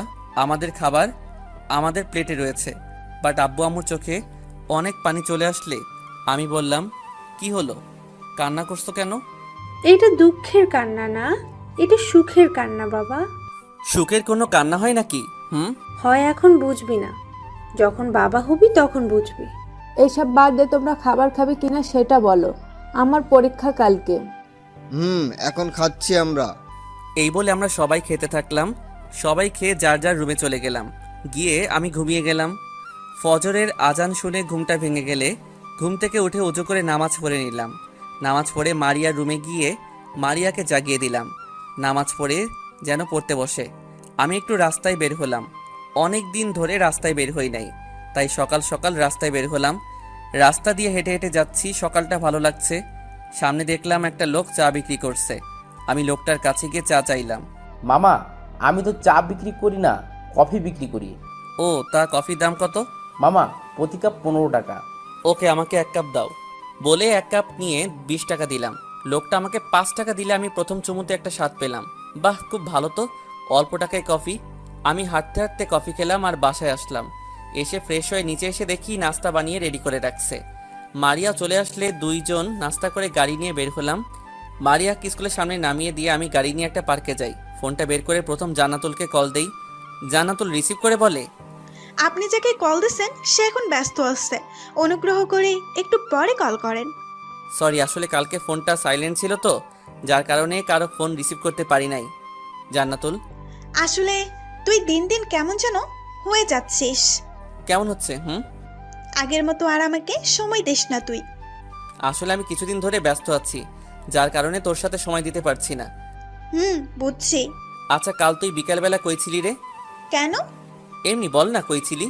কালকে আমি বিকেলে বোটানি ঘাটে গিয়েছিলাম আকাশের সাথে দেখা করতে। ও আচ্ছা, তোর সাথে কি আর অন্য কেউ ছিল? আচ্ছা বলতো আগে, তুই কি আমাকে দেখছিস নাকি? না, আমি যদি দেখতাম তাহলে তো তোর কাছে আসতাম, তাই না? তাও তো ঠিক। আরে বলিস না, কালকে আদিবার সাথে দেখ গার্ডেনে দেখা, সে এসে আমার সাথে ঝগড়া লেগে গেছে। কেন, সে তোর সাথে ঝগড়া লাগছে? আরে সে নাকি আকাশকে পছন্দ করে, আর আকাশ আমাকে কল দিচ্ছে, আমি রিসিভ করছি, সেও তার ফোন দিয়ে আমাকে কথাগুলো রিপিট করছে, তাই আমি ফোনটা রেখে দিলাম। ও আচ্ছা, এই কাহিনী। তারপরে কি হলো? তারপর কষিয়ে একটা থাপ্পড় মারি আর চলে আসি। আকাশকে ফোন করে বলে দিছি যে আজকে দেখা করতে হবে না, আর তোকে কাল রাতেই এটাই বলার জন্য আমি কল দিচ্ছিলাম। আচ্ছা, কলটা রাখি, একটু পরে কল দেব, একটা কল এসেছে। বলে কেটে দিলাম। দেখলাম মেঘকন্যা কল দিছে। Good morning sir. Good morning madam. Sir কি করেন আপনি? ম্যাডামের কথা ভাবছি, ম্যাডাম কখন কল দিবে। স্যার মনে মনে ভাবছে, তাই তো কল দিলাম। ম্যাডাম কি নাস্তা করছে নাকি ঘুমাচ্ছে? না, নাস্তা করে আপনাকে কল দিলাম। আচ্ছা বলেন, আজকে মিট করি আমরা। আমি আপনাকে না দেখে পাগল হয়ে গেছি। কি না দেখে পাগল হয়ে গেছেন? আর দেখলে তো না জানি কি করে বসেন, আল্লাহ ভালো জানে। আপনি সব সময় ফান করেন কেন? সত্যি আপনাকে দেখতে মন চাইছে। প্লিজ চলুন না, আপনার কণ্ঠটা শুনলে সত্যি আমি পাগল হয়ে পড়ি, সেটা আপনি বুঝেন না? পাগল হবার কি আছে এখানে? আর বললাম না আমি আপনার সামনে আসবো না, আপনাকে খুঁজে নিতে হবে, তাহলে আমাকে দেখতে পারবেন। আমি আর কিছু না বলে ফোনটা কেটে দিলাম। চুপ করে কিছুক্ষণ বসে থাকলাম, তার উপরে একটু হাঁটলাম। 4টা কল দিচ্ছে, আমি ধরি নাই। সব সময় একটা কথা ভালো লাগে না। আমি গাড়ি নিয়ে বাসায় গেলাম। গিয়ে টিভিতে একটু কার্টুন দেখলাম, মোটু পাতলু। দেখে নিজে নিজে হাসতে থাকলাম, মনটাও ভালো হয়ে গেল। মোটু পাতলু শেষে রুদ্র দেখলাম। রুদ্র দেখতে দেখতে মারিয়ার স্কুলের সময় পার হয়ে গেছে, আমার খেয়াল নাই। আম্মু আমাকে বলে, মারিয়ার তো পরীক্ষা শেষ 7 মিনিট আগে, তুই এখানে কার্টুন দেখোস? আমি স্কুলের সামনে গাড়ি নিয়ে চলে গেলাম। গিয়ে দেখি পরীক্ষা শেষ, সবাই বের হয়ে গেছে। আমি গেটের সাথে দেখলাম মারিয়া দাঁড়িয়ে আছে। আমি মারিয়ার সামনে গেলাম। গিয়ে দেখি একটু দূরে থেকে মারিয়াকে একটা ছেলে দেখছে আর ফোন দিয়ে পিক তুলছে। এইটা দেখে আমার মাথাটা সাথে সাথে গরম হয়ে গেছে। আমি ওই ছেলেটার কাছে গিয়ে বললাম, এই যে ভাইয়া, আপনি ওই মেয়ের পিক তুলেন কেন? আর ওকে লুকিয়ে লুকিয়ে দেখছেন কেন? সেইটা কি আপনাকে বলতে হবে নাকি? আমার রাগটাকে কন্ট্রোল করতে পারলাম না, সাথে সাথে ছেলেটার হাত থেকে ফোনটা নিয়ে একটা আছাড় দিয়ে ভেঙে ফেললাম। এইটা কি করলে তুমি? একদম ঠিক কাজটাই করছি, শালা ইপটিজিংকারী বাচ্চা বলে ওর গালে একটা চর বসিয়ে দিলাম। সাথে সাথে সেও আমাকে মারতে থাকে। আমিও মারিয়াকে আমাকে ডাকছে, কে শুনে কার কথা। অনেক লোক জমা হয়, সবাই মারামারি দেখছে, বাট কেউ কোনো কথা বলছে না। এক পর্যায়ে পুলিশ আসে, এসে আমাদের মারামারি বন্ধ করে, আর সব লোক ওই জায়গা থেকে সবাইকে সরিয়ে দেয় আর আমাদের মারামারি বন্ধ করে দেয়। আমাকে আমার রাস্তা আর ওকেও রাস্তায় পাঠিয়ে দেয়। আমি তার দিকে তাকিয়ে চোখের ইশারায় বুঝিয়ে দিলাম, নেক্সট টাইম যদি পাই তাহলে আর রক্ষা নাই তোর। আচ্ছা ভাইয়া, তুমি শুধু শুধু মারামারি করতে গিয়ে ছিঁড়ে গেল তোমার সাতটা। শুধু শুধু মানে? তুই আমার কাছে কতটা গুরুত্বপূর্ণ তুই জানিস না। তোর দিকে কোনো বকাটে ছেলে চোখ দিবে আর আমি চুপচাপ থাকবো? আমি থাকতে তোর কোনো ক্ষতি করবে তা কখন হয়? আর টি শার্ট এইটা ছিঁড়ে গেছে, কি হয়েছে? আবার কিনবো। এখন চল বাসায়। বাসায় যাওয়ার পরে আম্মু যদি বলে তোমার টি শার্ট ছিঁড়া কেন, তাহলে কি বলবি? ভালো কথা মনে করাইছস, এখন শপিং মলে গিয়ে একটা টি শার্ট কিনবো, চল। বলে আমি গাড়ি নিয়ে সোজা শপিং মলে চলে গেলাম। মারিয়াকে গাড়িতে রেখে আমি শপিং মলের ভিতরে গিয়ে একটা টি শার্ট কিনলাম 550 টাকা দিয়ে। ইজি থেকে আমি টি শার্ট নিয়ে দোকানে থেকে বের হব, তখনই দেখি আদিবা আমার সামনে। আরে আদি যে, কেমন আছো তুমি? জি ভালো। তা কি কিনলে? এই যে গায়ের যে টি শার্টটা আছে সেটা কিনছি। অনেক সুন্দর লাগছে। আচ্ছা, কই তোমার জান্নাতুল? তাকে তো দেখছি না। আমার মানে আর জানাতুল কি সব সময় আমার সাথে থাকবে নাকি? না মানে তুমি তো আবার জান্নাতুলকে ছাড়া চলতে পারো না। আচ্ছা, তুমি ভার্সিটিতে আসো না কেন? কি হয়েছে তোমার? একটু সমস্যা আছে, তাই ভার্সিটিতে যাওয়া হচ্ছে না। ও আচ্ছা, চলো আজকে আড্ডা দেই। না, আমার একটা কাজ আছে বলে চলে আসলাম। আর ভাবছি আদিবা আমার সাথে এত ভালো ব্যবহার করছে, এইসব ভাবতে ভাবতে গাড়ির কাছে আসলাম। গাড়িতে উঠে বসলাম, তখন মারিয়া। ভাইয়া এত দেরি করে আসলে কেন? আরে গেঞ্জি দেখে কিনতে হবে না? তাই বলে এতক্ষণ আমার ক্ষুধা লাগছে না? সরি মারিয়া। আচ্ছা চল, এখনই বাসায় চলে যাচ্ছি বলে গাড়ি নিয়ে বাসায় চলে আসলাম। কলিং বেল দিতেই আম্মু এসে দরজা খুলে দিল। কি রে, এত দেরি হলো কেন তোদের আসতে? আম্মু, মারিয়ার পরীক্ষা শেষ হতে একটু দেরি হয়েছে, তাই তো লেট হয়েছে। মারিয়া নাকি তোর যেতে দেরি হয়েছে? আম্মু তুমি কথা বলবা নাকি খাবার খেতে দিবা?